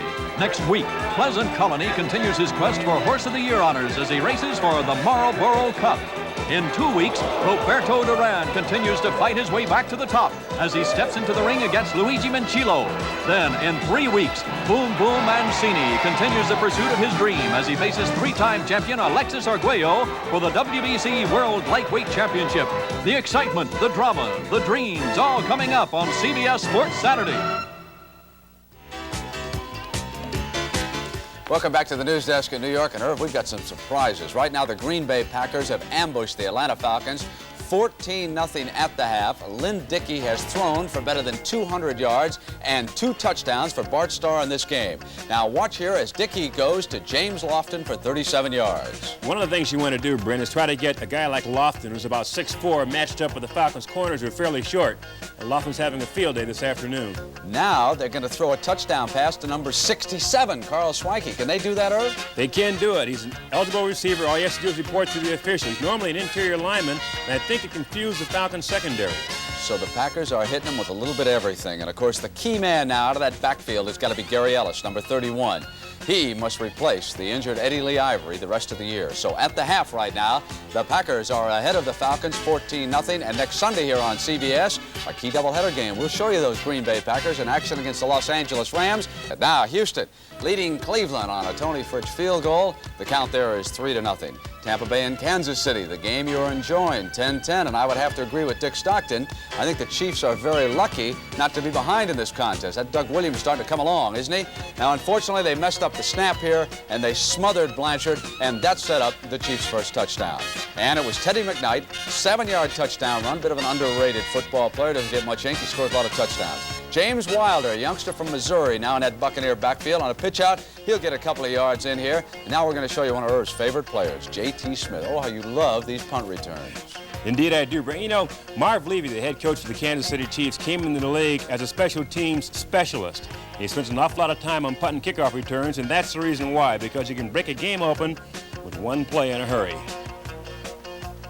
So Kansas City and Tampa Bay are all even right now. And, of course, that game is at the half 10-10. The Giants and the Washington Redskins, they are struggling mightily down in RFK. No score, no highlight, no excitement in that one. Buffalo over Baltimore 7-0. Ferguson to Cribbs. That's the third touchdown that Cribbs has scored so far this year for Chuck Knox. And the NFL Today will continue on CBS after these messages from your local stations. When the Russians took away the tools of his trade, they robbed him of everything but his soul. Meet him when 60 Minutes leads off with a brand new story this evening on CBS.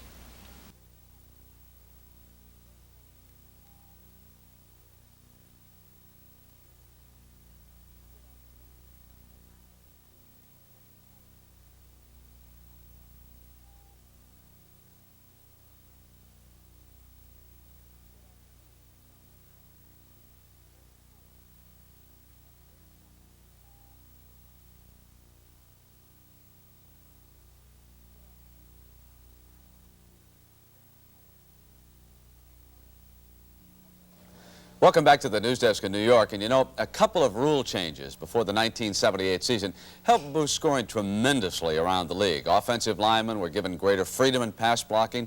Bumping and pushing by defensive backs were restricted. So the defensive back has acquired new value, and that meant sweeping changes for one team. Each week, defensive backs spend 60 grueling minutes dueling Mercury quick wide receivers.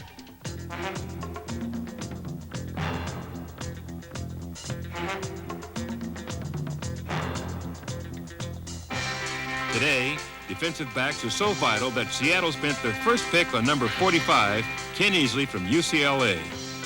Easley and Atlanta's Bobby Butler, number 23, are among 12 defensive backs picked in the first round in the past 2 years. One team in dire need of secondary help was San Francisco, a club that surrendered 29 touchdown passes last year. Boldly, 49er management drafted 4 defensive backs. 3 of them are starters. At left corner from USC, 6 feet, 205-pound rookie Ronnie Lott. At right corner from Missouri, at 6 feet 1, 180, rookie Eric Wright. At strong safety from Pittsburgh, 6 feet, 200-pound rookie Carlton Williamson. We felt that if we're going to build a secondary, we might as well put them all together at the same time, start from scratch, and bring all these guys along at the same time. When we looked in the draft, we were looking for men in that 190-plus bracket and over 6 feet tall, and that's basically what we got. At one point, teams were going with smaller corners, but nowadays you like a bigger man. There's no question that size going for a football makes a big difference. It's also the question of going 16 games and being able to stand up to the contact. We had to find defensive backs who were more pure athletes, kids who could run and jump and leap, and kids who had great speed and great recovery ability. I mean, just pure athletes so that they could cover somebody in the open field. Go up in the air, Ron. Pull it down hard. These young athletes have to compete with the Rashads, the Swans, and the Pearsons. They must be agile, quick, smart, and daring if they are to have a chance. You're going against some of the greatest receivers, across the country, and each week you got your work cut out for you. They get frustrated sometimes, and you just have to tell them that, if you're going to play defensive back in the NFL, you're going to get beat sometimes. In their debut against Detroit, the rookies played well, but not well enough to win. I think we're growing as a unit back there, and I think that our secondary and our defense will be reckoned with throughout the league in a few years. I just hope that I'm around 3 or 4 years from now when these guys mature, because I think they're really going to be something. Irv, how well did Lott play against the Lions? Played exceptionally well. They had one assignment error back there, which cost them a touchdown, but they're super athletes. All right, Irv, thank you very much. Now let's send you back to the stadium and the game you're enjoying here on CBS. Well, we have a whole second half of football ahead of us in this tie game between the Tampa Bay Bucs and the Kansas City Chiefs, one of whom will be 2-0 after this afternoon, and we'll be back in just a moment. There's a hungry kind of feeling, and every day it grows. You know there's so much more to you than anybody knows. Specialist Kevin Crowley is working with tomorrow's technology in the Army's newest tank. You can be. The laser determines target range and feeds it to the computer. Be all that you can be. It's just incredible. 'Cause we need you in the Army. There's only one car rental company in the world, big enough and good enough to be #1 for everyone. Hertz. Who else guarantees your final rental charges in advance, like this? And lets you go right from your plane to your car without stopping at the rental counter. And they never charge for mileage, no matter where you rent the car or where you return it. Whatever you need in a car rental company, there's still only one company you'll ever need. Hertz is #1 for everyone. We're Exxon. We're Teresa Hovey, who helps load oil from the Alaska pipeline onto an Exxon tanker. We're Captain Silcox, who takes the oil from Alaska to the Panama Canal. We're the crew of a smaller Exxon tanker, bringing it through the canal to our refinery. We're Captain Worley, in charge of moving products up the Mississippi. We're Toli Guba, who distributes products to our customers. We're more than 100,000 people working on energy. We're Exxon.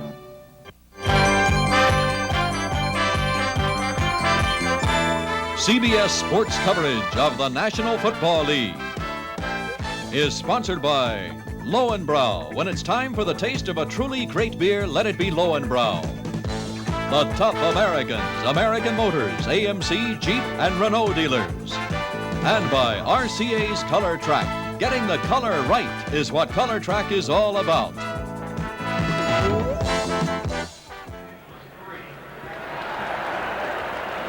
We're back at Arrowhead Stadium in Kansas City. Tampa Bay and Kansas City tied 10-10. Dick Stockton and Jim Hill. And before we show a brief look of what happened the last two times these clubs played, the question is it the great Tampa Bay defense, or is Kansas City's offense just not with it this afternoon? It's a combination of both things, Dick. Tampa Bay playing good, solid team defense. However, when your offense is as predictable as Kansas City's offense is this afternoon, then it makes defense even easier and a lot of fun.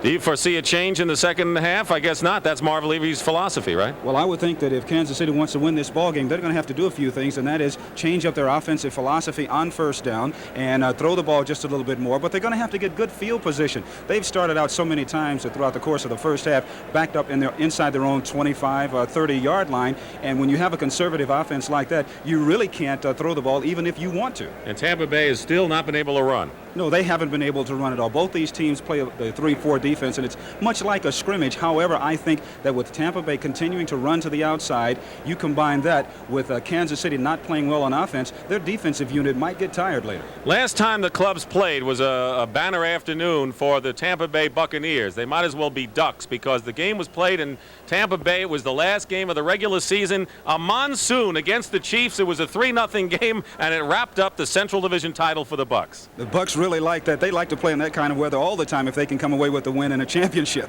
And the only points in the game, a 19-yard field goal by Neil O'Donohue right here. And amazing, 4 years in the league, Tampa Bay beat Kansas City 3-0, and the Tampa Bay Buccaneers were the Central Division champions of the NFC, and they went on to play the Los Angeles Rams in the NFC Championship game and lost. And then last year they were 6-10. They're trying to come back, and Kansas City is, of course, trying to get back to where they were when they were in 2 Super Bowls. And I think that they probably can. They have a good young defensive unit. All right, so the teams are on the field right now as we look at first half statistics, and you can't get any smaller numbers than what the Chiefs are showing. You certainly can, but once again, the game is tied at 10-10, and that's the only thing that really matters. Statistics means nothing if you can come away with a win.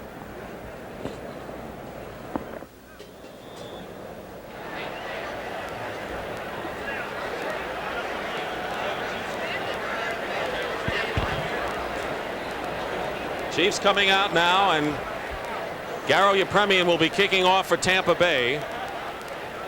Chiefs going on offense, and if there's going to be any change in the predictable offense, we might see it right now. They have averaged Kansas City less than 2 yards on first down. You talked about how important it was for them to pick up some yardage on first down rushing. They have run 5 times and passed twice on first down plays. They were successful early, and then, of course, the most they have gained on first yard was a 2-yard run by Delaney in their 4th possession. They have been so predictable this afternoon that it has been a lot of fun to play defense for Tampa Bay. They're going to have to open it up just a little bit. I know that their thinking is rather conservative, but they have to change. You saw Carlos Carson deep, and Garo Yepremian put the boot to it at the 2-yard line. Here's Carson. 31-yard line for Carlos Carson. Andy Hawkins makes the stop, so Bill Kenny comes out once more. 3rd year from Northern Colorado. Passed for 300 yards last year in a season-ending game against Baltimore, so he can do it.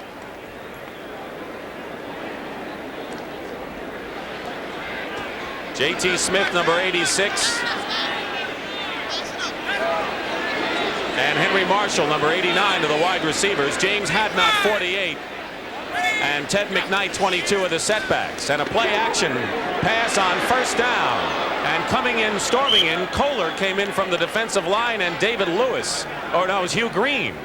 Hugh Green came in from linebacker on a blitz. Now, the thinking is pretty good here as far as Kansas City is concerned. However, there is a breakdown in the offensive line because as Kenny goes back to pass, he gets hit. The ball is not being able to get out and be completed. Look at Hugh Green coming in, and they really put it on Kenny here.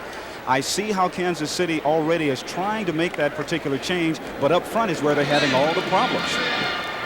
Well, Matt Herkenoff with surgery on both knees, and he was beaten there by Hugh Green.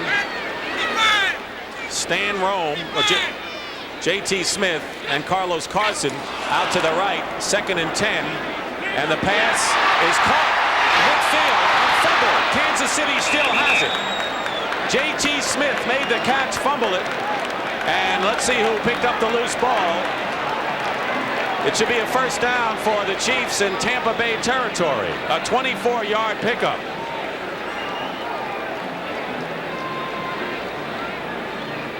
It was Carson who caught the ball, and Al Dixon, the tight end, who alertly was there to pick up the ball.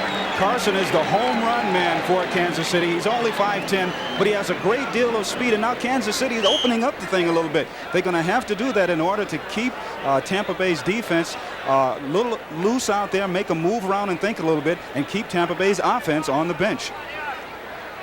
Carson in motion now toward the line. 1st and 10 at the 48-yard line. Goes back the other way. Ted McKnight with Hatnot blocking. That's nowhere as David Logan, the nose tackle, just broke through the offensive line and made the play. Tampa Bay doing a superb job stopping the run, and you know they can cover deep. They certainly can, but what you don't want to do now as far as Kansas City is concerned, you don't want to give Tampa Bay a chance to get settled down and make a couple of necessary adjustments. You want to keep the pressure on them. You want to keep them thinking exactly what's going on out there, because once they get settled down and get in the groove, they're tough. You know, that last pattern, the completed pass to Carson, was exactly what the coaches told us they were looking to do against that zone defense. 2nd and 11 at the 49. McKnight gets good yardage, and McKnight has a first down inside the 40-yard line. They'll be very close to a first down at the 39. They may have a measurement. Cedric Brown, the free safety number 34, made the stop, but look at this hole. McKnight heading up to the inside, as we talked about him being one of the best inside runners in all of pro football, and that's a perfect example why he got a good block there from Tom Condon, the right offensive guard, and now the Chiefs are starting to move. Al Dixon comes in along with Willie Scott, number 81, 2 tight ends on short yardage. It'll be 3rd and less than a yard. Leroy Selman has a pulled hamstring. He's out, and of course Charlie Hanna went out for the offense for Tampa Bay a while back. Here's McKnight, first down for McKnight at the 37-yard line as Norris Thomas came up from his cornerback position to make the tackle. So Kansas City moving the ball, but they had to go to the air to get this far. They certainly did, and now you look at Tampa Bay and you say, well, what can they do in order to offset what's going on if Kansas City is going to continue to pass? They're going to have to blitz just a little bit more. You have 5 offensive linemen, and they should be able to block 5 defensive linemen, and Tampa Bay, having those wild, crazy linebackers that they have, can do that. That was the first 3rd down conversion of the afternoon for the Chiefs. And if they're going to blitz, Kenny may surprise him and go long.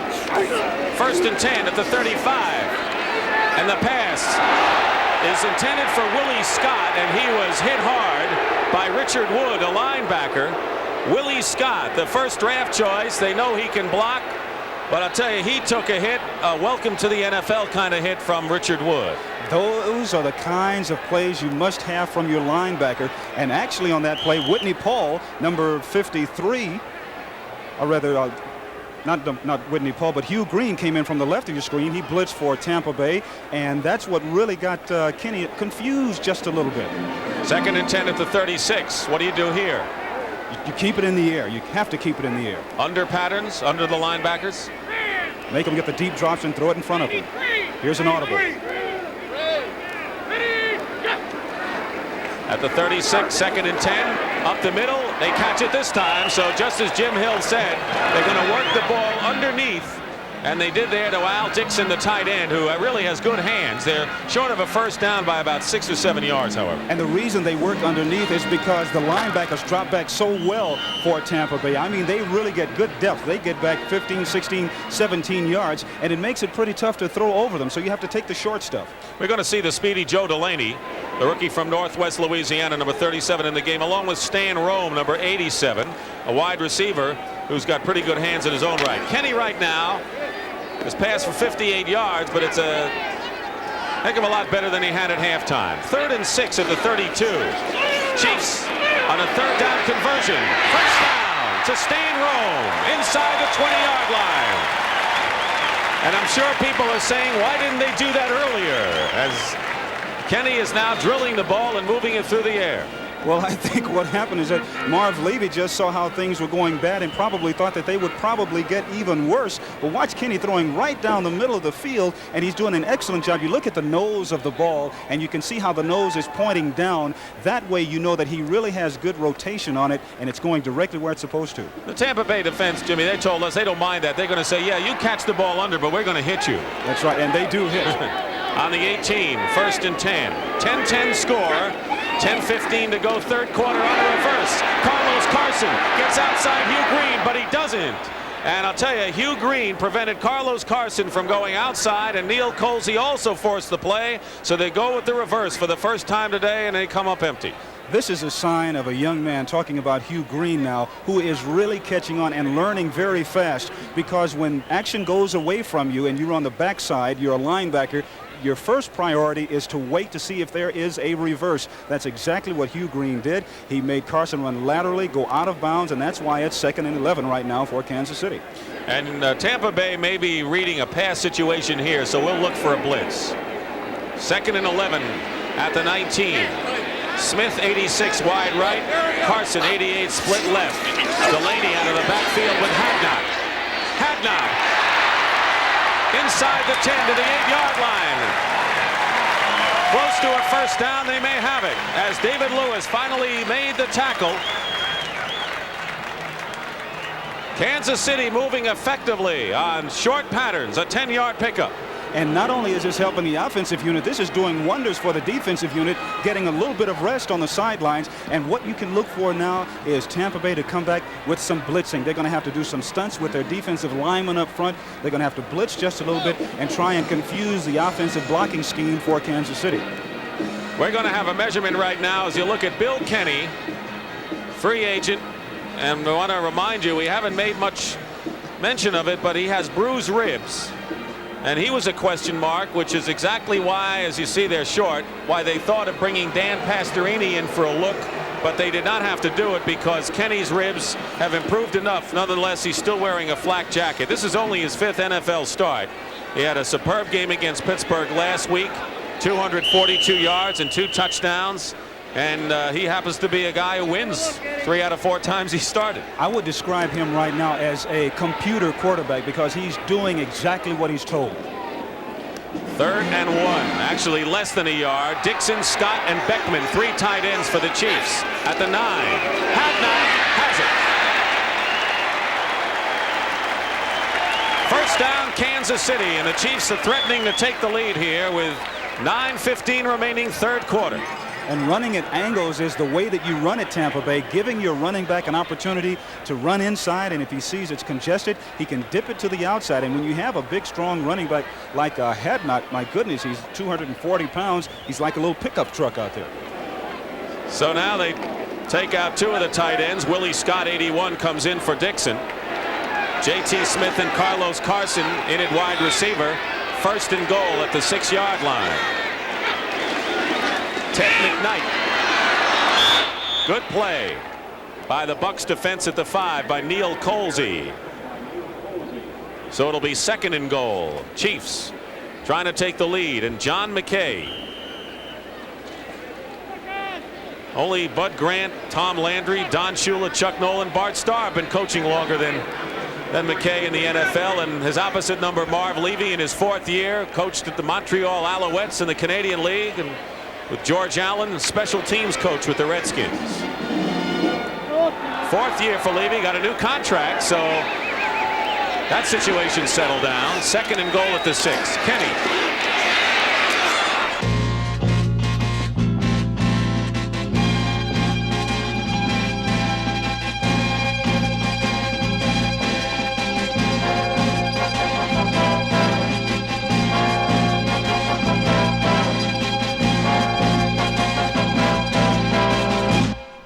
That way you can find the running back to a specific area of the field, or you dribble it right down the middle of the field, hoping that one of the upbacks or one of the people who really aren't used to carrying the ball, that maybe they would get a hold of it. But you certainly do not want to let them get away with a big play from their special teams now. 2 minutes remaining in the 4th quarter, a 19-10 game. Keep in mind that Tampa Bay needs 2 scores to win the game. Both clubs have the full complement of timeouts remaining. That's the drive. The Chiefs with a victory over Pittsburgh last week. And Tampa Bay beating Minnesota. Lowry will kick, and James Owens is deep. A short kick. And Owens at the 15. Owens is tripped up. And a big play there for Kansas City by Phil Kansick, the linebacker, who is showing well at special teams this afternoon. So Owens brings the ball back to the 28-yard line. They're lucky. He almost broke that one.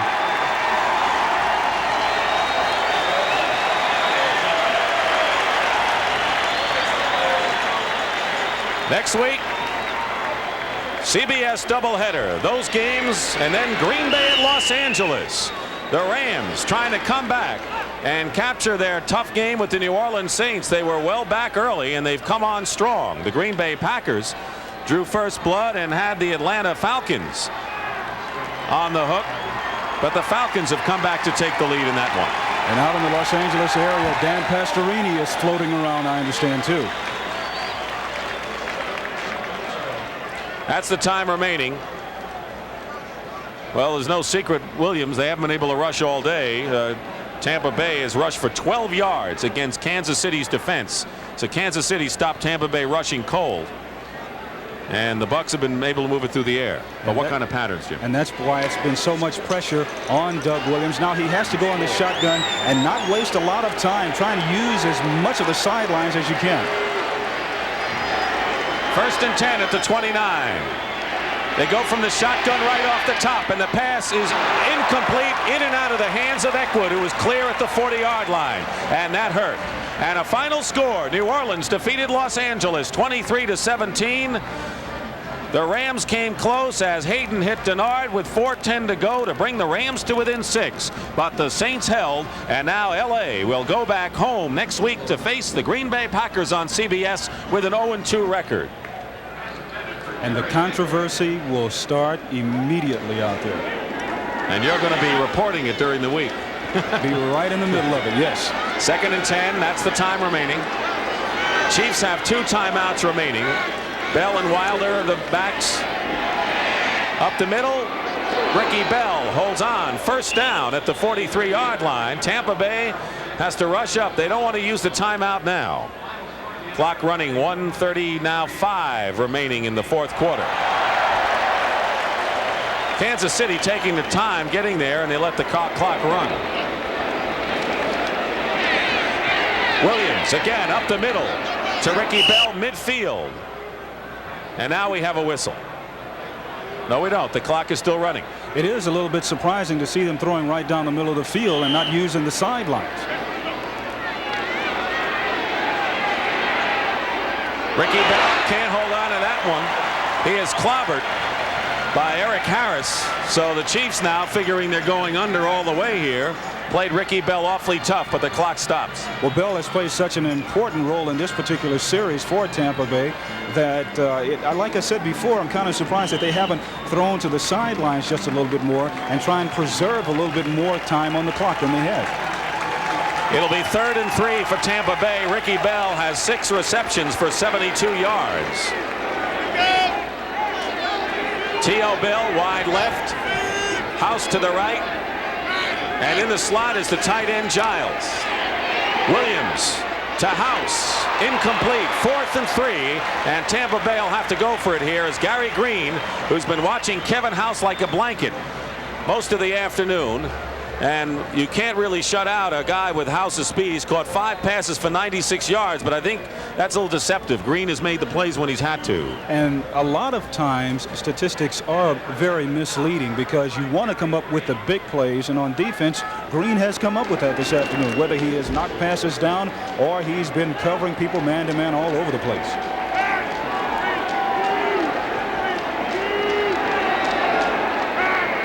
Fourth and 3 for Tampa Bay.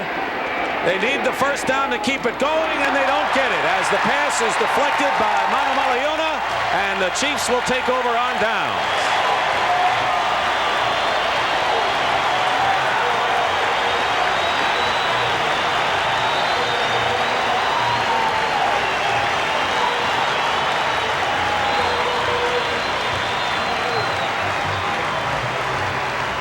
So Kansas City Chiefs stopping Tampa Bay's running game cold. And for a while, it looked like the Chiefs couldn't get in the end zone for anything.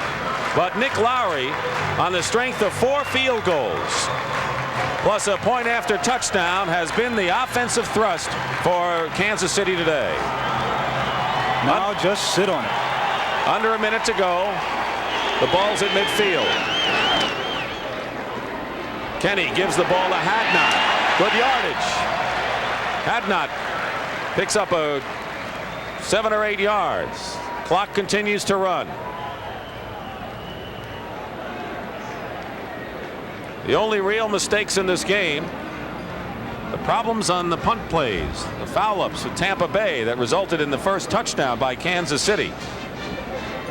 Certainly it is. Tom Blanchard's had a pretty tough day back there. One snap from center was low. There was another snap from center which he could have and probably should have handled just a little bit better, and those have backfired and cost him. Borg and McEnroe coming right up. Don't go anywhere. You'll be seeing what should be another in what has been a series of dramatic and classic U.S. Open men's championship battles.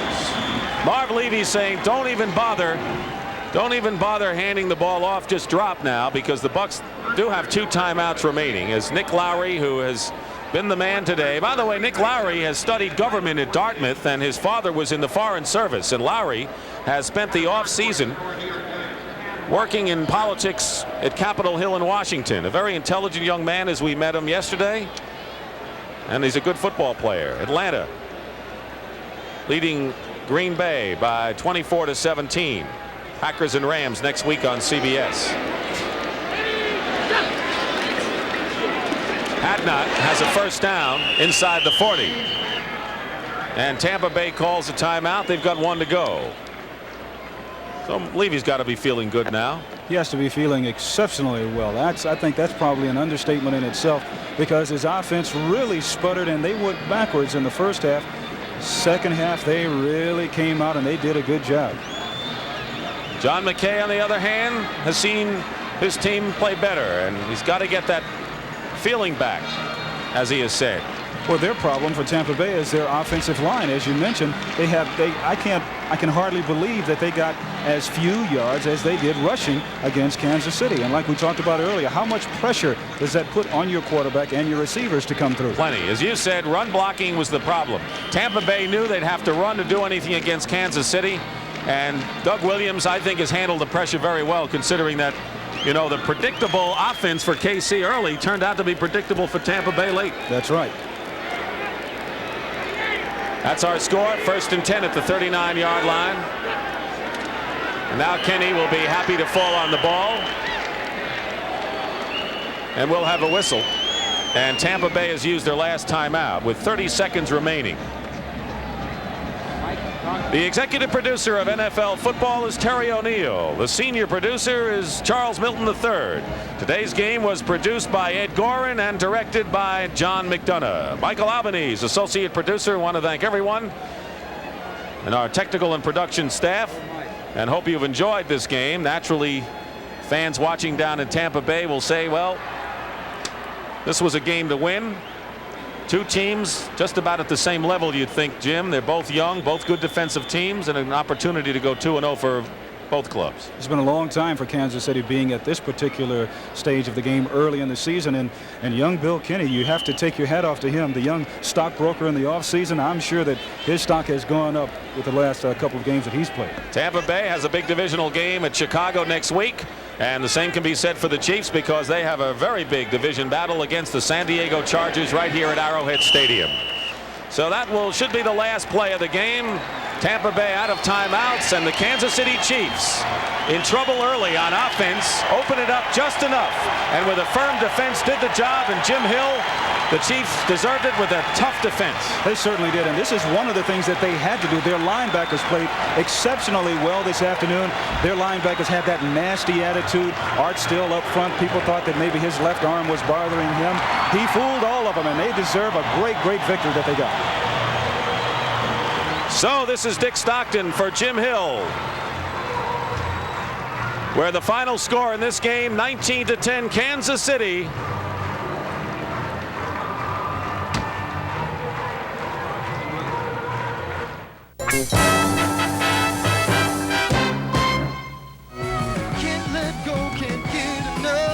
That an amplified human voice can shatter a glass is remarkable.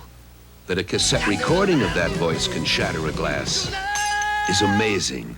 But after 1,000 plays, can the same cassette still shatter a glass? It can if it's totally new Memorex.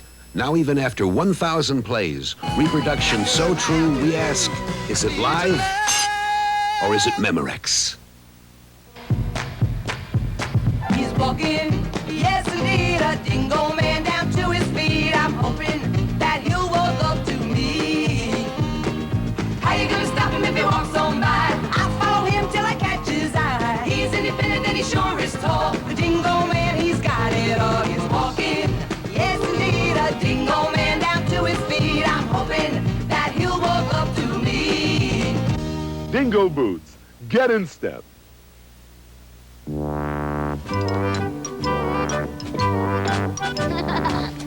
Gotcha. Out of action.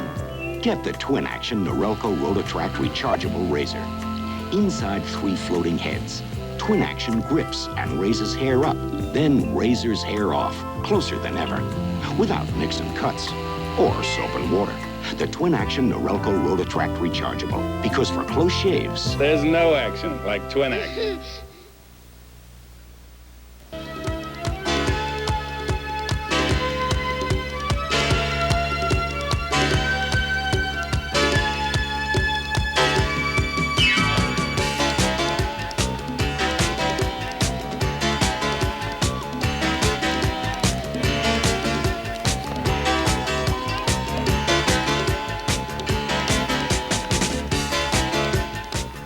All right, welcome back to the news desk here in New York. We have had still another join from a game that is over. I'll tell you what, let's get everybody up to date on the scores because we've got some finals breaking right now. It's over.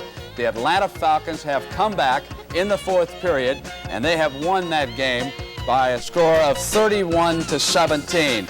Meanwhile, in the Buffalo-Baltimore game, it is now 28-3. They have moved into the 4th quarter in that contest. Joe Ferguson threw 3 touchdown passes. Let's go back up now to that Atlanta game. 31-17. The game is over. The Falcons scored all of their points in the 4th quarter of that contest. They were trailing 17-0 coming into the 4th period, and they just erupted, and the Packers had a couple of critical turnovers in that game. One a pass interception and another a fumble recovery. Now the New Orleans Saints down the Los Angeles Rams. 23-17 was the final score there. The Rams now dropped to 0-2 on the season. Houston is now a final. They down Cleveland. 9-3 is the score in that game. Meanwhile, Kansas City over Tampa Bay. 19-10. Nick Lowry goes 4 out of 4 in the field goal department in that game. The New York Giants come back. They spotted the Washington Redskins, the first touchdown in the second half of that game, and now it is 17-7, the Giants over the Redskins. Buffalo over Baltimore again, 28-3. And of course, still to come, it's Bjorn Borg and John McEnroe. We hope you've enjoyed the NFL Today on CBS, and we hope you sit back now and enjoy some of the finest tennis you've ever seen. For Phyllis and Jimmy and Irv, I'm Brent Musburger. We'll see you a little bit later. CBS's coverage of the National Football League has been a presentation of CBS Sports.